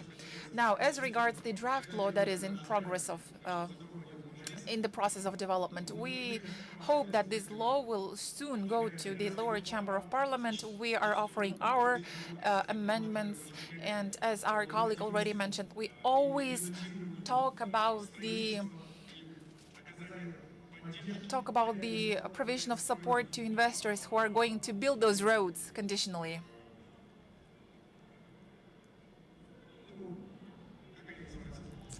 I forgot the word. So I forgot this abbreviation that you usually use. GPU. So we try to use this GPU, and I think that that's one of the first important steps, as our colleague mentioned. In parallel, we just mentioned together with our colleagues the fact that in almost every university, and Sayasat Nurbek also mentioned this during the previous session, I think that we need to create a proper legal and legislative framework just to make sure that the data that we derive from AI would have a proper legal enforcement. Otherwise, this would be just a useless piece of information. Hopefully, we will be able to integrate all of these aspects into our new draft law, and hopefully, by the middle of the summer, we will adopt this law in order to create opportunities both for external developers and Kazakhstani developers. We need to have clear rules of the game. Thank you. Thank you very much. Indeed, this was very interesting to hear. You are talking about the cooperation between government and businesses, and that's the topic that our company focuses on a lot, especially when we handle large-scale projects together with the government. And indeed, this is one of the aspects. How efficient is this cooperation? That's the question. Whenever we talk about how to use these technologies, and you're already using these technologies, and in Davos this year, people said that it's not about using or not using AI, it's about who is using AI better. My colleague in London, my colleague from the London Exchange shared this story with me. How long does it take to prepare for the leaders, for the meetings of the leaders with their partners? Usually it takes on average 3 hours. That's when they do the review of the companies, review of the partners or people that they're going to meet with. And usually information from internet and CRM is collected, and the use of artificial intelligence reduced this time down to 15 seconds, which means that this is going to have a huge impact both on human resources and their performance. And think about the money that you save. Thank you. I would like to continue our discussions, and I would like to give the floor to Bakhtiar Mukhatkaliev. We've talked about a lot of things regarding the cooperation with the government, and I think that in this context you have a lot of useful things to share with us. Yes, we actually were supposed to show a presentation. I don't know if you can pop it up on the screens, but I guess there's not going to be any presentation. Anyway, hello everyone. It's a bit loud here, but I think that we will be able to have a very fruitful discussion. Could you please go slide forward? I wanted to focus more on the practical things.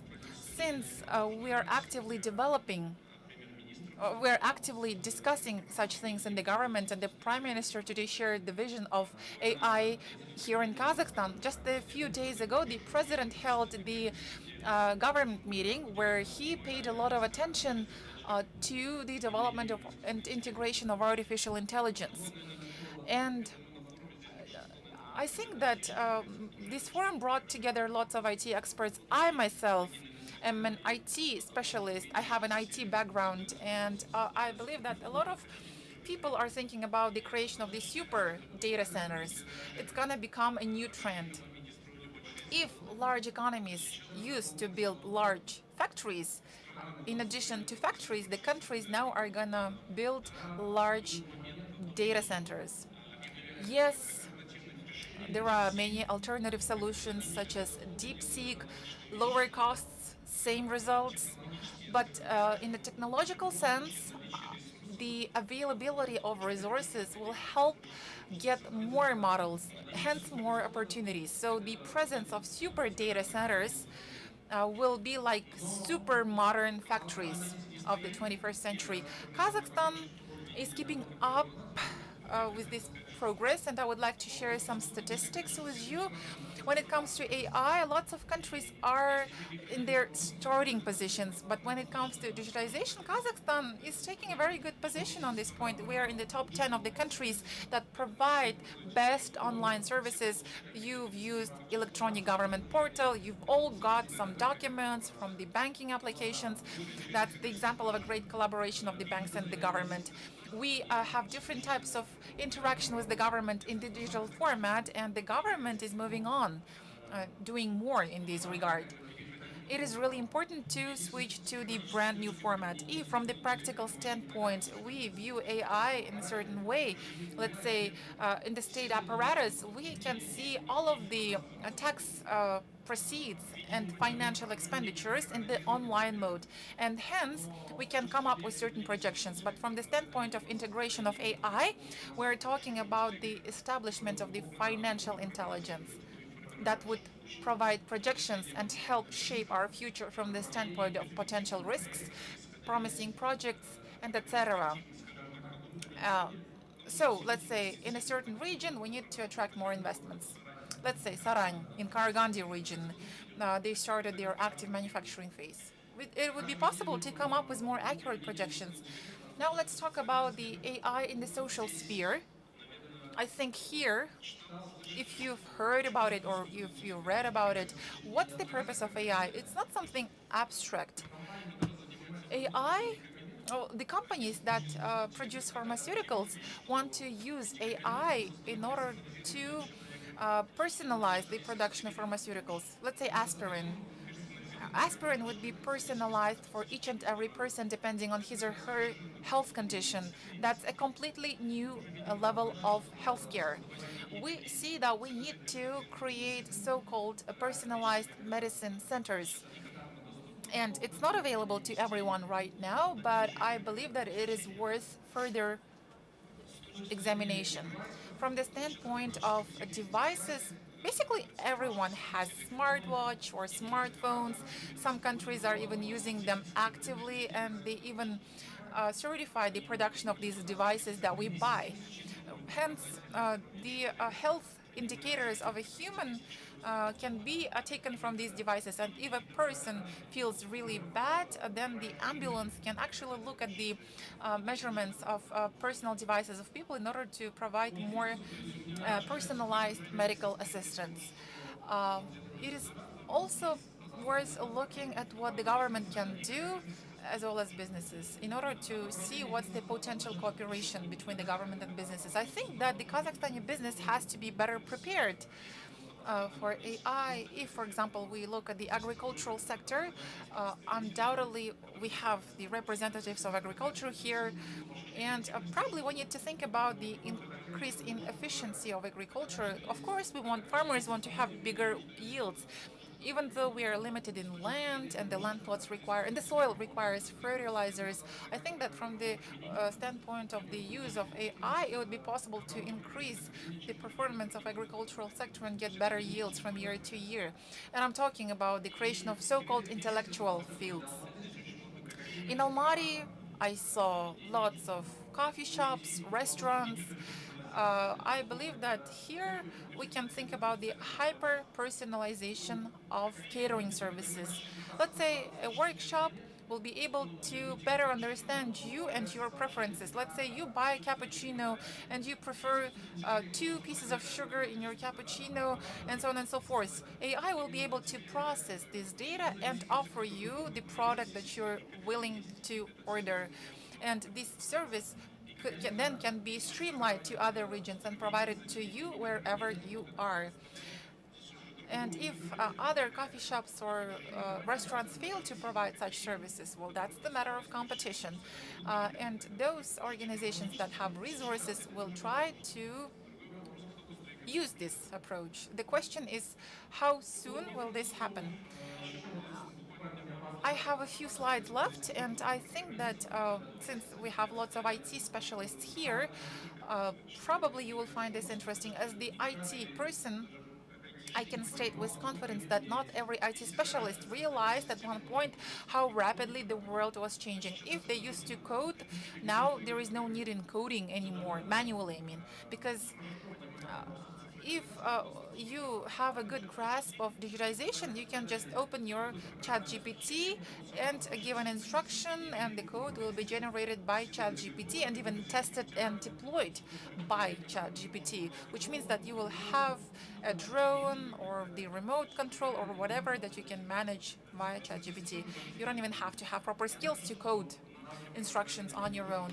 And the programming skills, of course, are needed, but the level of efficiency is going up. If a person would spend 2 to 3 weeks to learn more about how to resolve a certain problem, sitting on different internet forums and so on and so forth, now the time is much shorter. Of course, the technologies are not cheap, but they will get cheaper over time, and NVIDIA mentioned this when they talked about the GPU graphic maps. And I believe that both small and medium enterprises will be able to use at least ChatGPT, but if we focus on more sectoral solutions, they will be able to use different solutions. From the standpoint of the government, I think that in addition to similar data centers, just like in other countries, well, establishment of such centers is capital intensive, but we cannot do nothing. We have good digitization indicators. We have lots of talented people, lots of talented young people, both in businesses and in the private sector. And I think that both government and the private sector have to combine their data centers. Of course, that means different technological stakes, but the creation of so-called branched data centers is worth looking at. And I think that with the well, we do not have any specific examples in mind nowadays, but I believe that creation of a more or less efficient model to combine such centers is possible. That would improve the access to different state databases. We have lots of different state databases. A citizen, in turn, gets a high-quality service, and the government reaches its goal to integrate artificial intelligence. So I'm finalizing my presentation to wrap up, and according to the order of the president in Astana, there is a lot of work done to open the centers of advanced technologies. It's going to be Expo, and it's a sort of symbol and sign for development of AI, and it is a plan to scale up such approach around all the regions. And I believe that today's participants have come here with the interest to develop all these things, and with the joint efforts, I'm sure the citizens, the business community, and government representatives, we all are parts of the same community, and we can make huge steps towards development of AI in Kazakhstan. That's it from my side. Thank you for your attention. Thank you so much indeed. Very interesting information. A lot of work is done in Kazakhstan by the government, by the business community. I'd like to add here that there are a lot of discussions about AI, making programs, software, programming, and parallel in the Western world, there are companies who set tasks for AI. There are specialized companies who work with other companies, B2B, to set commands and tasks for AI to get the optimal results. This is the sphere we are at the very beginning of the way of, and it's a set of huge responsibilities and opportunities for professionals. I would like to give the floor now to Rinat Tukanov from Freedom Holding, Technical Director of the company. Please share with us ideas about your work. You have a lot of examples how you are using the AI right now, and where the company is going to in terms of technologies. Thank you. In fact, in many areas, when we speak of using the technology, I always remind that this is just a tool, and business needs to find the value in using this tool, because this whole hype, we understand that we need to deal with AI, but in my understanding, not all the people understand what for. There was an old joke of Samsung when Samsung phone was released maybe 10 years ago, and it could make recording with the front and back cameras. And in the newspaper there was a good wording that this all is great, but what for? And when we are talking about AI, we mean mostly the large language models, which can act as assistants. And this specifics works indeed. The Microsoft took it for Office, for Post, for Mail, for Word, and this works indeed. But when we talk of the things which refer to hyper-personalization for clients, for example, we talk about the machine vision. This is used for a long time. There is nothing new with that. And where are we going to with all of this? Of course, we are going to continue building the infrastructure, because I do agree that everything starts with the fundamental things, with infrastructure. We cannot move on without it, because if there are any technical failures, they are mostly connected with the infrastructure. And as I said, of course, all the companies of the holding started using it in different areas, and they all have their own specifics. In some spheres it is not applicable. We have heard that the bank has developed an AI compliance. We all understand that in the last 2 to 3 years, the compliance requirements have grown significantly, and it's impossible to process a huge scope of applications using the previous methods. Before that, there were some models developed collecting data from different sources, from the government databases, Dow Jones, and different others, and this all makes it faster to check data of clients, KYC procedures, KYT procedures, reducing it from few hours or days to few minutes. And of course, the human control remains important and relevant, including the AI compliance. The human being is making the final decision if the person should be admitted or not. What I mean is that it should be applicable in the business, because finally business exists to create a value to be bought by the client. If the client does not buy it, the business would have losses. This is a basic thing we all understand. If we talk about the technologies, about electricity, internet, 50 years, social networks, 10 years, internet 10 years, how much time AI introduction would take, and what we understand that this is the main question, because classically they divide into an AI, the artificial neural intelligence, the narrow intelligence we are using now, starting from Serialis, Yandex, and partially GPT chat. This is an AI, and where we are going to do with the AGI, artificial intelligence. It is a very interesting topic, but we do not understand it completely. We understand that it should look like we do, think like we do, and behave as we do. So we will compete with us, with the people. And the third part, which is ASI, it is artificial superintelligence. It is not clear what is going to be like. Maybe it is a new form of mind we cannot realize yet, and we all agree with that. If we talk about the new form of mind, it would be something like trying to explain Stoicism ideas to the ants, and the ants in this situation, it's us. We are the ants, and the way we are going to, still we need to preserve the infrastructure, we need to increase the expertise for sure. As I said, the acceptance of technologies takes from 10 to 20 years. And our children grow up with the internet, our grandchildren will grow with the AI for sure, with the assistants. surrounding them and helping them to do many things. And as for the business, we have same questions about it, because apart from vision, Gartner has a good picture about technologies. Vision and ability to execute.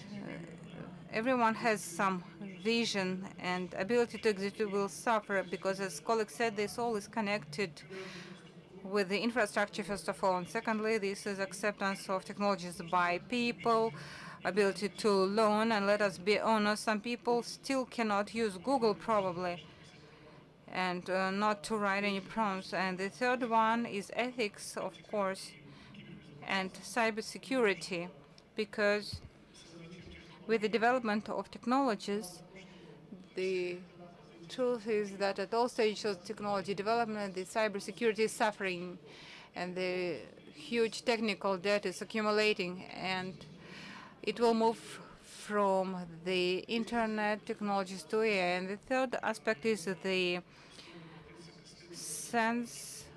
We need to agree with Jumagul, who wrote the World Initial Scale, while some nations are poor, others are rich. Last year, I read the simple economy of AI, and according to his research, in the next 10 years, the efficacy of labor will grow 1% more than it is now, only 1%. And as for the expenses of trillions of dollars, in other researchers, Human Sachs, who are bankers as well, they made an example when we talk about trillions of dollars, but which problems AI will solve for trillions of dollars. Because if we talk about $5 trillion, it is 15 to 20% of the gross domestic product of GDP of USA, 20% of GDP of Kazakhstan. Which problems will be solved by AI, or we will limit ourselves to the workers who will have better efficacy and better skills, which determine the efficacy if they can write proper prompts? ChatGPT is not as it used to be, and they all say learn to write prompts. That would be an important skill in the next decade. I'm very skeptical here, because this all is not going to be so fast, and it will be not everything and not everywhere for sure. This hype will go down. It's important not to switch to agile SI even more, that we don't notice it, not to admit the attack of machines, and so that no one can say, I told you, I told you. Indeed, it's very interesting. Thank you so much for your idea.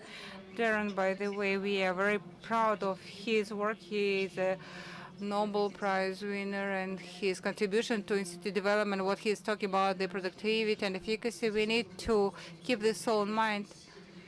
Among all the existing tasks, automation is applicable to 25% only, and out of them, 25%, out of 25%, only 5% would be effective. And global size say yes.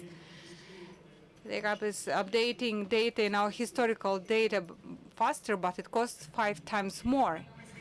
Yeah, we still have to observe it.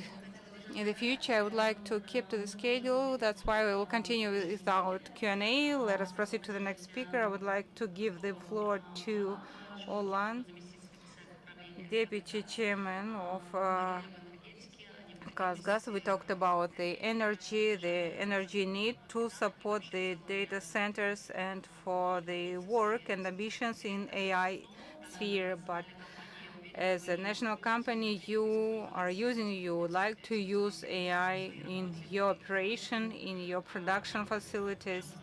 Please, the floor is yours, Ulan Birkitov. Good day, dear participants of the forum, dear speakers. On my behalf and on behalf of Kazakhstan, I would like to greet you all. Maybe it's hard to talk about the reason why we make AI. I am not an IT specialist. I'm an engineer in oil and gas. I would like to use the simple words at Kazakhstan, what we are and what for we are trying to use the AI.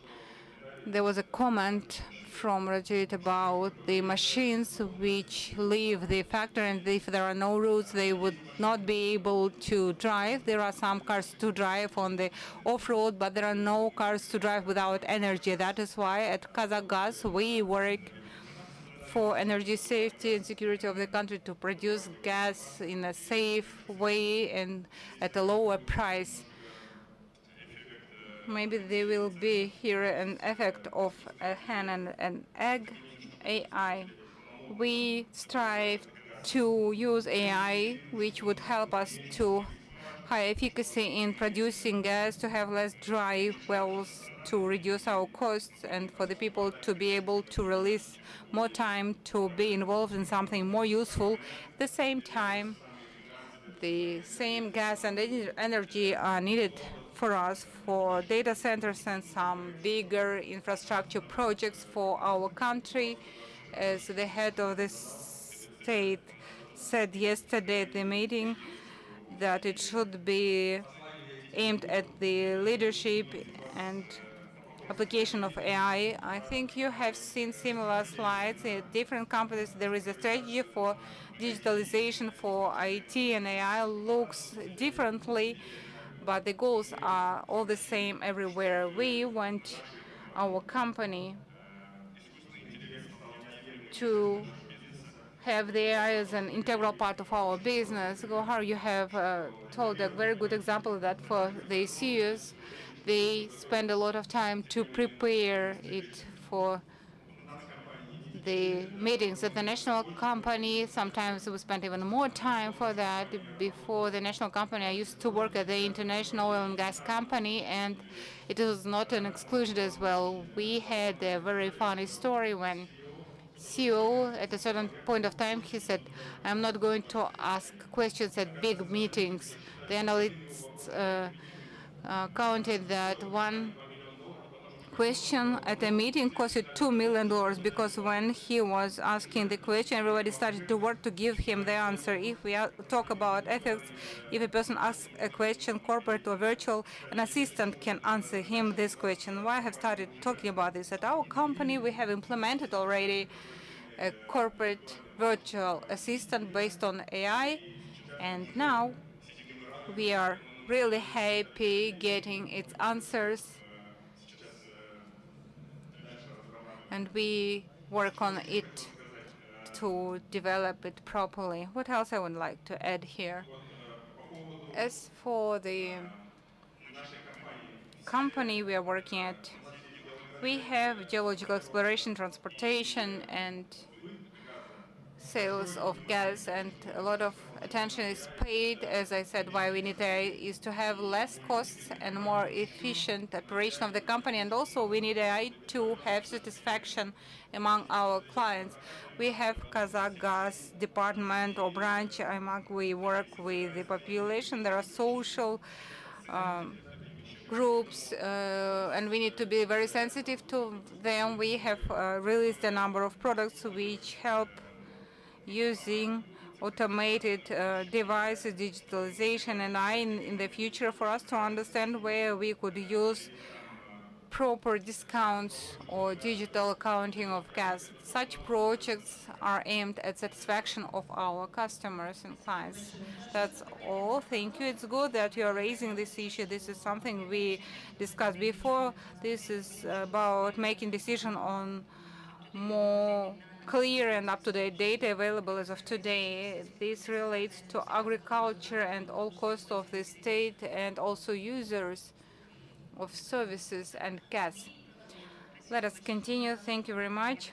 I'd like now to give the floor to Rinat Bikturov. Please tell us about investments, current investments in Kazakhstan. Previously, ministers told about venture fund. What is the development of ecosystem now to attract investments to startups in AI sphere. I think it is clear for everyone now that AI is our future and it is necessary to support it, not only in terms of infrastructure and energy, but also in terms of capital.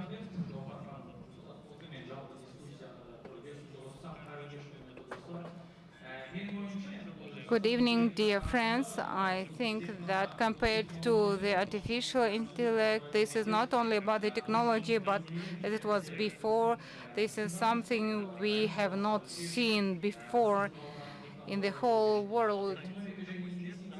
We think that this technology will leave its own footprint. We see the factors like labor, capital, and its usual centers affecting the efficacy of work of different organizations. I cannot say that I disagree, but the time will show us who is right or who is wrong. There are people who said they're skeptical, but we understand that the efficacy of labor would be influenced. Kazakhstan told about their examples. We at our company, there are such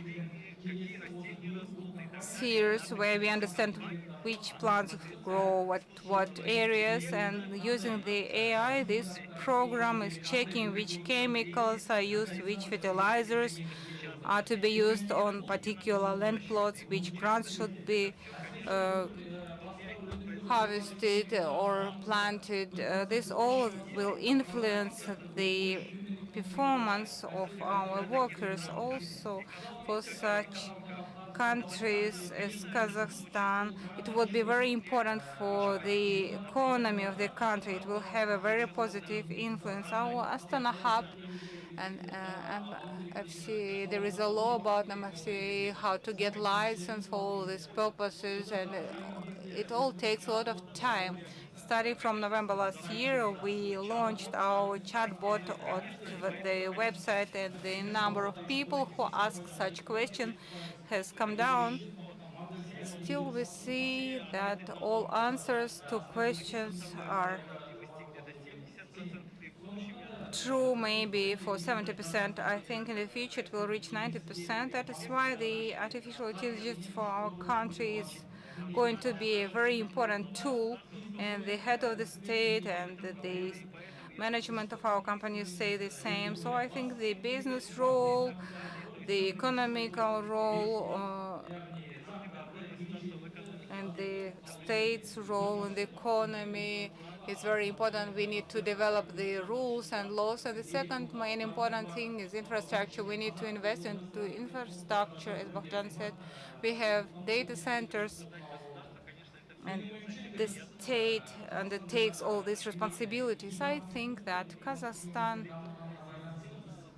is using the electronic system and developing it to be in the front lines of developed countries. Many countries are still not using these tools, and they can be in delay in terms of development of AI. We need to properly use and operate all the rules and regulations. Not all the ideas can come from the state. In this connection, the International Financial Center of Astana, we are not only the financial center, we are regulators in the sphere of finances. For example, last autumn, we made a memorandum with the state that we are going to implement AI in the financial industry. Of course, here we need to ensure the information and data security, because with the pace of the development of new technologies, the issues of security become even more crucial. You see lots of different calls that result in fraud operations. Therefore, we need to ensure the personal protection of data, enhance the information security, and we are taking all necessary steps in this regard. But again, we also need to make sure that we create favorable conditions for the investments in the field of data protection. Thank you very much.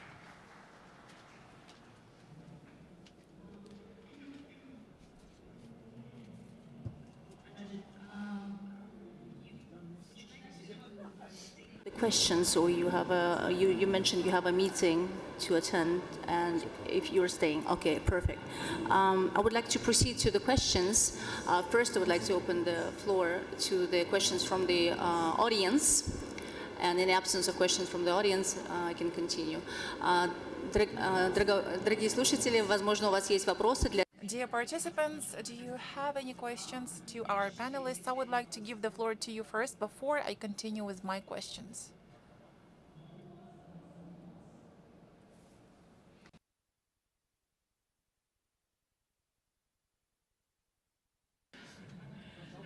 Okay.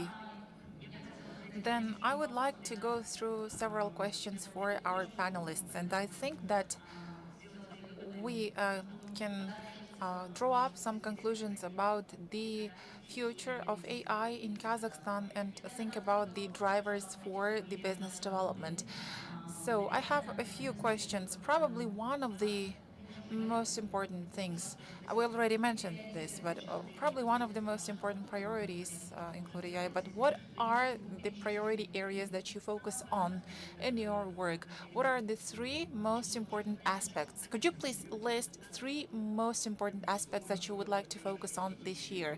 First of all, this is the support of the presidential strategy on artificial intelligence. Undoubtedly, we have to keep developing infrastructure.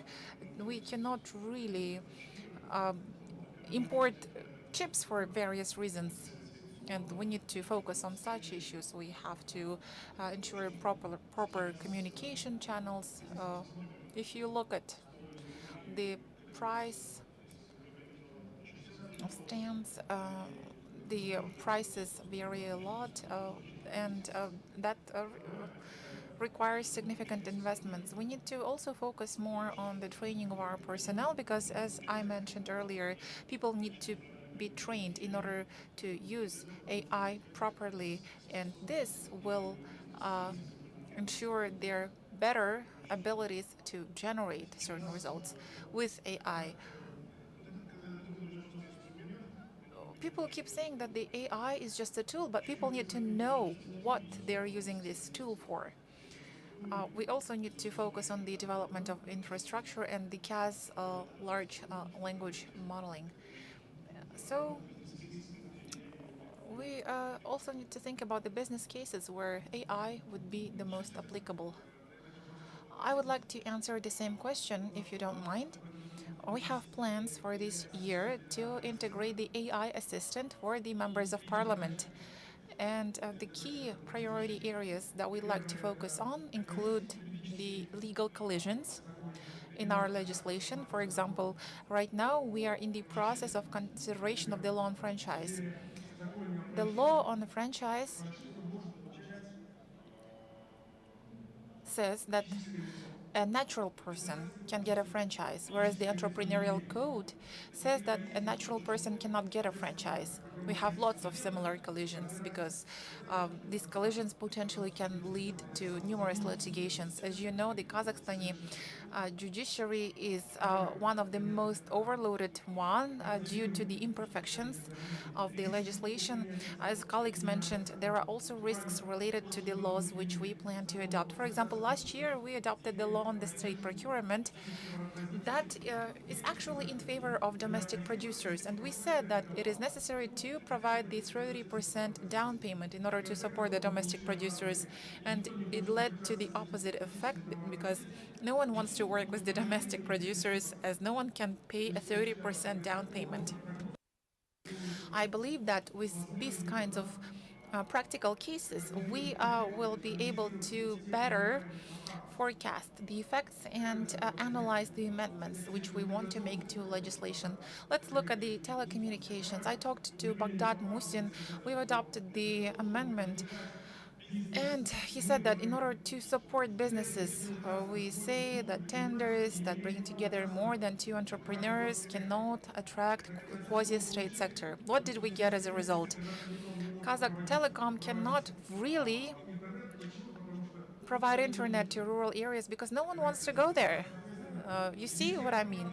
Not all of the amendments, not all of our good intentions can actually be predicted, foreseen, and understood properly.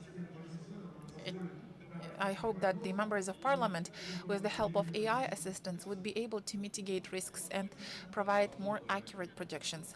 I have a few notes to add from well, we have a clear vision. We have three main areas. First area, any cooperation of a citizen with the government from the standpoint of the provision of public services. Well, the whole point here is not to ensure 100% digitization. It's about creation of intellectual services. For example, when a woman gets pregnant, she goes to her physician and a certain record is inserted in the system, which means that we already know in advance what kinds of social payments will be given to this woman once she goes on a maternity leave. And upon the birth of a child, the electronic birth certificate is issued. No need to go somewhere physically. Same thing applies to conscripts. If you remember, well, when I was younger, when I was 18 years old and I was conscripted to service, I had to go through a medical examination where I was supposed to prove whether I'm healthy or not. Now the healthcare systems have all kinds of information about the health condition of a person. So let's talk to complaints and appeals. There are about 4,000 appeals that we receive every year from our citizens. They complain about various life situations, and 1/3 of these appeals can be just answered through a very simple explanation. So if something happens to people, they say, well, I'm dealing with such and such problem, what am I supposed to do? And then the person has to wait for 15 days in order to get the explanation. So what do the civil servants do? They do not invent something brand new. They just copy paste certain extracts from pieces of legislation and send these extracts as the answer to the appeals of citizens. What else do we see? We see lots of budgets, budget plans, HR plans, and we see that they're being automated. The Prime Minister today mentioned that from the standpoint of the support of domestic producers, all Kazakhstani producers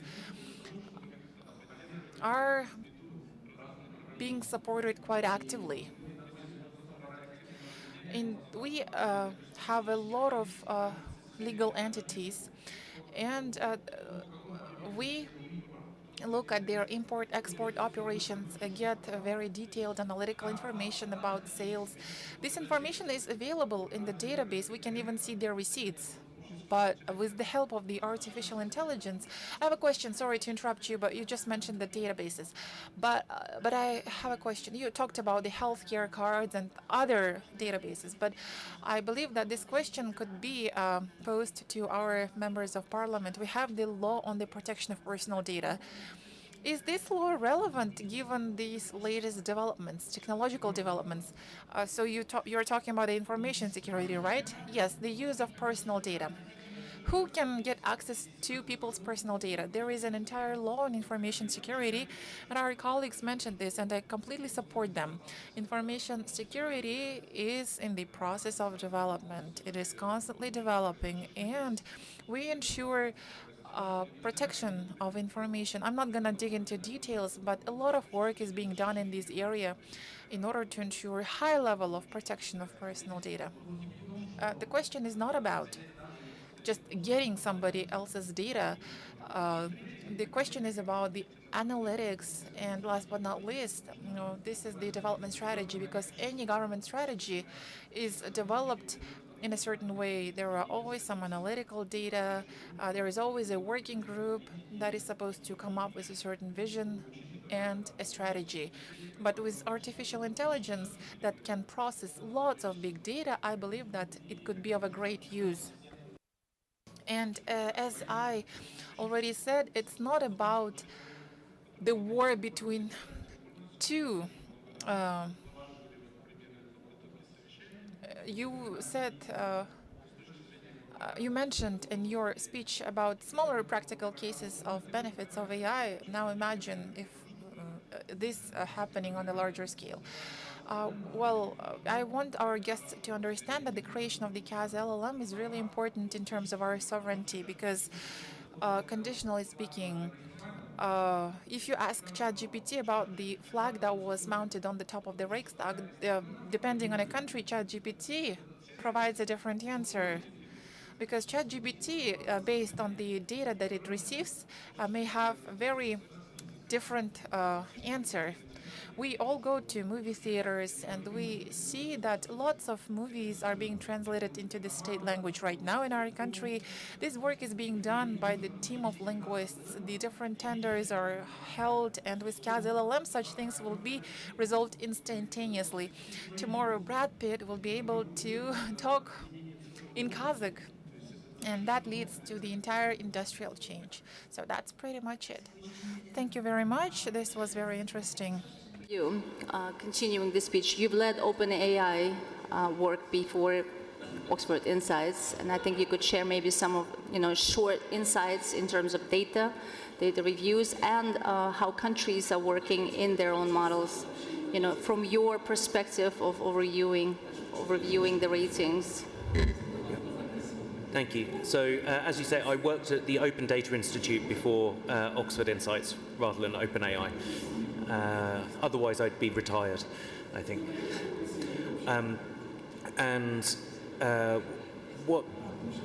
As you suggest, like countries are thinking about the data that they're able to provide to feed into local models. As you mentioned just now, like AI sovereignty is a big issue, and countries are looking at what they can do to provide AI sovereignty. And one of the things that they're able to do is make sure that the data that they have around their country, around their culture, or around what's happening in the country is provided in a way which AI models are able to ingest. We've just concluded a piece of work with the Global Partnership for AI, looking at the various different ways in which data can be exposed to help train local LLMs and local models in a way which preserves the, national sovereignty. Sorry, I can see. Thank you. I think sovereignty issue has been key here. У нас вопросы из зала, пожалуйста. We have questions from our audience. The microphone is off.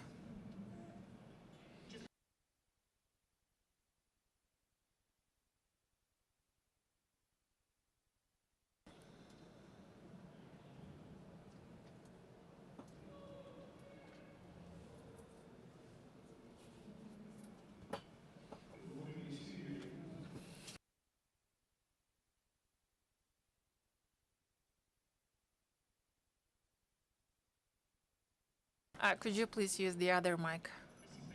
Thank you.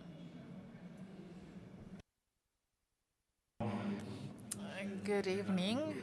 I have a question. I would like to express my gratitude to Renat Bekturov for delivering his speech in the Kazakh language, but let me continue in Russian so that everyone could understand. My name is Almas Mukaman. We have a startup in the field of edtech. We also teach the financial literacy classes on a free of charge basis to the Kazakh-speaking population. And even yesterday, when we talked to people, we mentioned about the need in learning more about AI technologies and AI movement.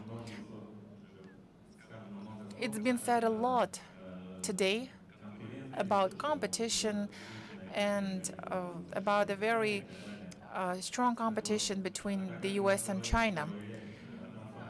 Since we're talking about the transformation of a country, transformation, first of all, affects people. 4.8 million of our population lives in the rural area. So if you focus on such cities as Shymkent in the southern part of the country, or cities in the western part of the country, most of the population there speak the Kazakh language. That's 60 to 70% of the total population of the country. So I think that this question is to be posed to Renat Bekturov and Aydarbek Khojanazarov. We know that the AIFC has the academy, and the question is also posed to Bakhtiar Muhammadkaliyev. So I think that you are talking not only about the financial literacy, but also about the digital literacy. Yes, I think that these two concepts are interconnected. Truth be told, I didn't really understand your question. Can you pose your question in Kazakh, because maybe you weren't able to deliver your question in Russian properly. I didn't understand it. So, what kinds of activities are you planning to organize on the governmental level with the use of AI in order to target the Kazakh-speaking population that mostly lives in the western and southern regions of the country? In my opinion, we do not need to segregate population into Kazakh-speaking or Russian-speaking groups. But I see that there is such a segregation because there are lots of different programs and projects that mostly need to be intended for the Kazakh-speaking population in our country. Second, I use ChatGPT, but how do I use it? I mostly use ChatGPT in order to properly interpret Kazakh proverbs and sayings, because sometimes they may sound very complicated. Therefore, I tried to ask ChatGPT in order to better understand the meaning of certain Kazakh proverbs. And in my opinion,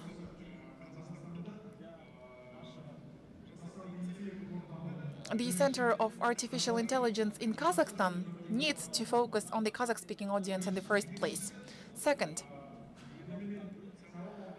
well, before the elections or after the elections, I've been working with voters a lot, and you talked about the population in the south and in the west of Kazakhstan, and mostly people there speak Kazakh, but we're bilingual. And as a politician, I am bilingual, and I sometimes when I speak to them in Russian, these people would criticize me, saying, "Why are you speaking Russian to me?" And you know, these people were not from southern or western part of the country. They were from Kokshetau and Petropavlovsk, the northern parts of the country where the population mostly speaks Russian. And I think that we shall focus more on the entire population rather than segregating them into different language groups. Let me provide more information. Actually, I am not going to insist on dividing people into different linguistic groups, such as the Russian-speaking, English-speaking, or Kazakh-speaking groups. I'm just saying that it is probably better to focus on the English language, especially when it comes to coding or programming and the use of AI for programming purposes. It's just I'm trying to say that the world is moving on very progressively, and as the Kazakh-speaking population, we don't want to fall behind. In my opinion, this is the question to be posed to the government bodies. I think that Mr. Khojanazarov provided a very detailed answer. Okay, I will try to answer your question. We've talked about the Kaz-LLM, but that's not the matter of language, that's the matter of technologies. I talked about Kaz-LLM, and if you're an IT specialist, you'll understand me immediately. Kaz-LLM is being developed by the Ministry of Science, Ministry of Digital Development, and Nazarbayev University. We're planning to complete this work very soon in order to create the IT services that every startup can use in order to improve its services, whether these services are about translating books, movies, or anything else. So you can actually get involved into this work if you're willing to. Kaz-LLM is another training program, just like yours. We can provide you with access, and our colleagues or you can help us improve in order to provide better services to the population. I think we have questions for we have time for two final questions. Please go ahead. Good evening. I'd like to ask a question in Kazakh. Of course, we have a very informative meeting. AI is our future, and my question is, what spheres will have economic growth due to AI? For example, which specialties would be most important for us? They should not be limited to those existing in Kazakhstan. For example, in Korea, in US, in other countries, what specialties are in demand nowadays? Thank you for your question. I think that all specialties are needed, and we talk about energy, oil and gas industry, nuclear energy, green energy. The energy specialists are needed in agrarian sphere. There are also needs. You can control robots, but still you should know the agrarian technologies, medical specialties are very important. That's why I would like to say that in the future we'll have an interdisciplinary situation. And still there will be some use about this. I am a finances and psychology economy. There are behavioral methods. These directions would be still important. We all are people, human beings, and one of the elements of economy is ecology of people. We can talk about the investors and so on, but people have their own psychology, archetypes. That is why artificial intelligence should have the opportunity to work with different technologies.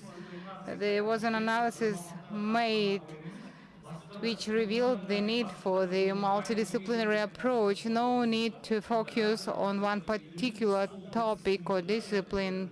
We need to be universal. In other words, we need to focus on the age of sciences to make innovations. That is why critical, analytical thinking, soft skills, and public speeches are very important. If you have one very short question, please go ahead, because we are very short of time. One question for one speaker, please. Question in English, please. Of course, thank you. Thank you very much, dear speakers, for a very interesting discussion. I've got a question for Rajat. Rajat, just very interesting point that you've raised about the impact of the data centers on the environment. And it's not a secret that currently a couple of regions in Kazakhstan they're also struggling ecologically. I was wondering if you can give us a bit more detail on how did you tackle the issue of the development of data centers in Saudi Arabia? I mean, in the sense of, developing the data centers and making them more sustainable. If there is anything that we can also apply here in Kazakhstan. Thank you very much. Yeah, thank you for the question. It's a great question, I appreciate. I think it's very important for everyone in the context of Kazakhstan to understand that there are some great similarities between the Kingdom of Saudi and Kazakhstan. What are the key enabling elements in terms of making these data centers come up thick and fast and come up with a greater purpose of providing what I call the lowest cost of compute? The whole evolution going forward in the context of compute is not just compute. It is about getting into what I call in version 2.0 of data centers, the lowest cost of compute. If you look into some of the enabling elements, what do you need? You need land, okay? This country has enormous amount of land. There is no shortage of lands. What do you need next? You need energy. There has been ups and downs in terms of how energy is harnessed, but by and large, this country has a lot of energy, and it's just a question of how you prioritize and how you put the right legislative framework and attract foreign capital to get that energy available. Number 3 is the regulatory framework that you need out here. And I can tell you in this forum, everything that I've heard in the last 45 minutes, along with this morning's opening speech by the Prime Minister, it's very clear that Kazakhstan is very progressive, is very proactive, and working towards not leaving any stones unturned in its quest to put the best legislative framework that is possible, not only to attract investments, but also to make sure that there is a build-out of sustainable infrastructure in this regard. Then the last important thing is to understand in the context of this digital infrastructure, what is probably the biggest turning point, and that is the political will. Today, if you ask me, the biggest differentiator, even for countries who have resources available, is the political will, is the leadership out there in those countries, whether they put it in the national agenda, whether they prioritize all of it. We are very blessed in the kingdom, I have to say, because of our leader, who probably has one of the most dynamic vision, and he's driving change, and he is obviously putting into play all of the resources to the best use of the nation. Thank you. And I'm sure that this is the same thing that's going to be very much possible in the leadership here that we have in Kazakhstan. So I think there is a bright future for Kazakhstan in terms of creating that digital revolution and making itself the capital of the whole digital transformation in the world. Thank you so much for your answer. Actually, we have a branch in Saudi Arabia as well. We do a lot of work in the country, so great to hear the progressive developments. I would like to conclude this session. Хотела бы закрыть нашу сессию, поблагодарить спикеров. I would like to express my gratitude to the speakers. Thank you so much for your interesting topics and discussions. Thank you to the audience for your question, for your attention and involvement. And to summarize, I would like to say that the AI will know how to do more and better, but at least today we know that ethics and aesthetics will be also supported by the man only. Thank you so much for your attention.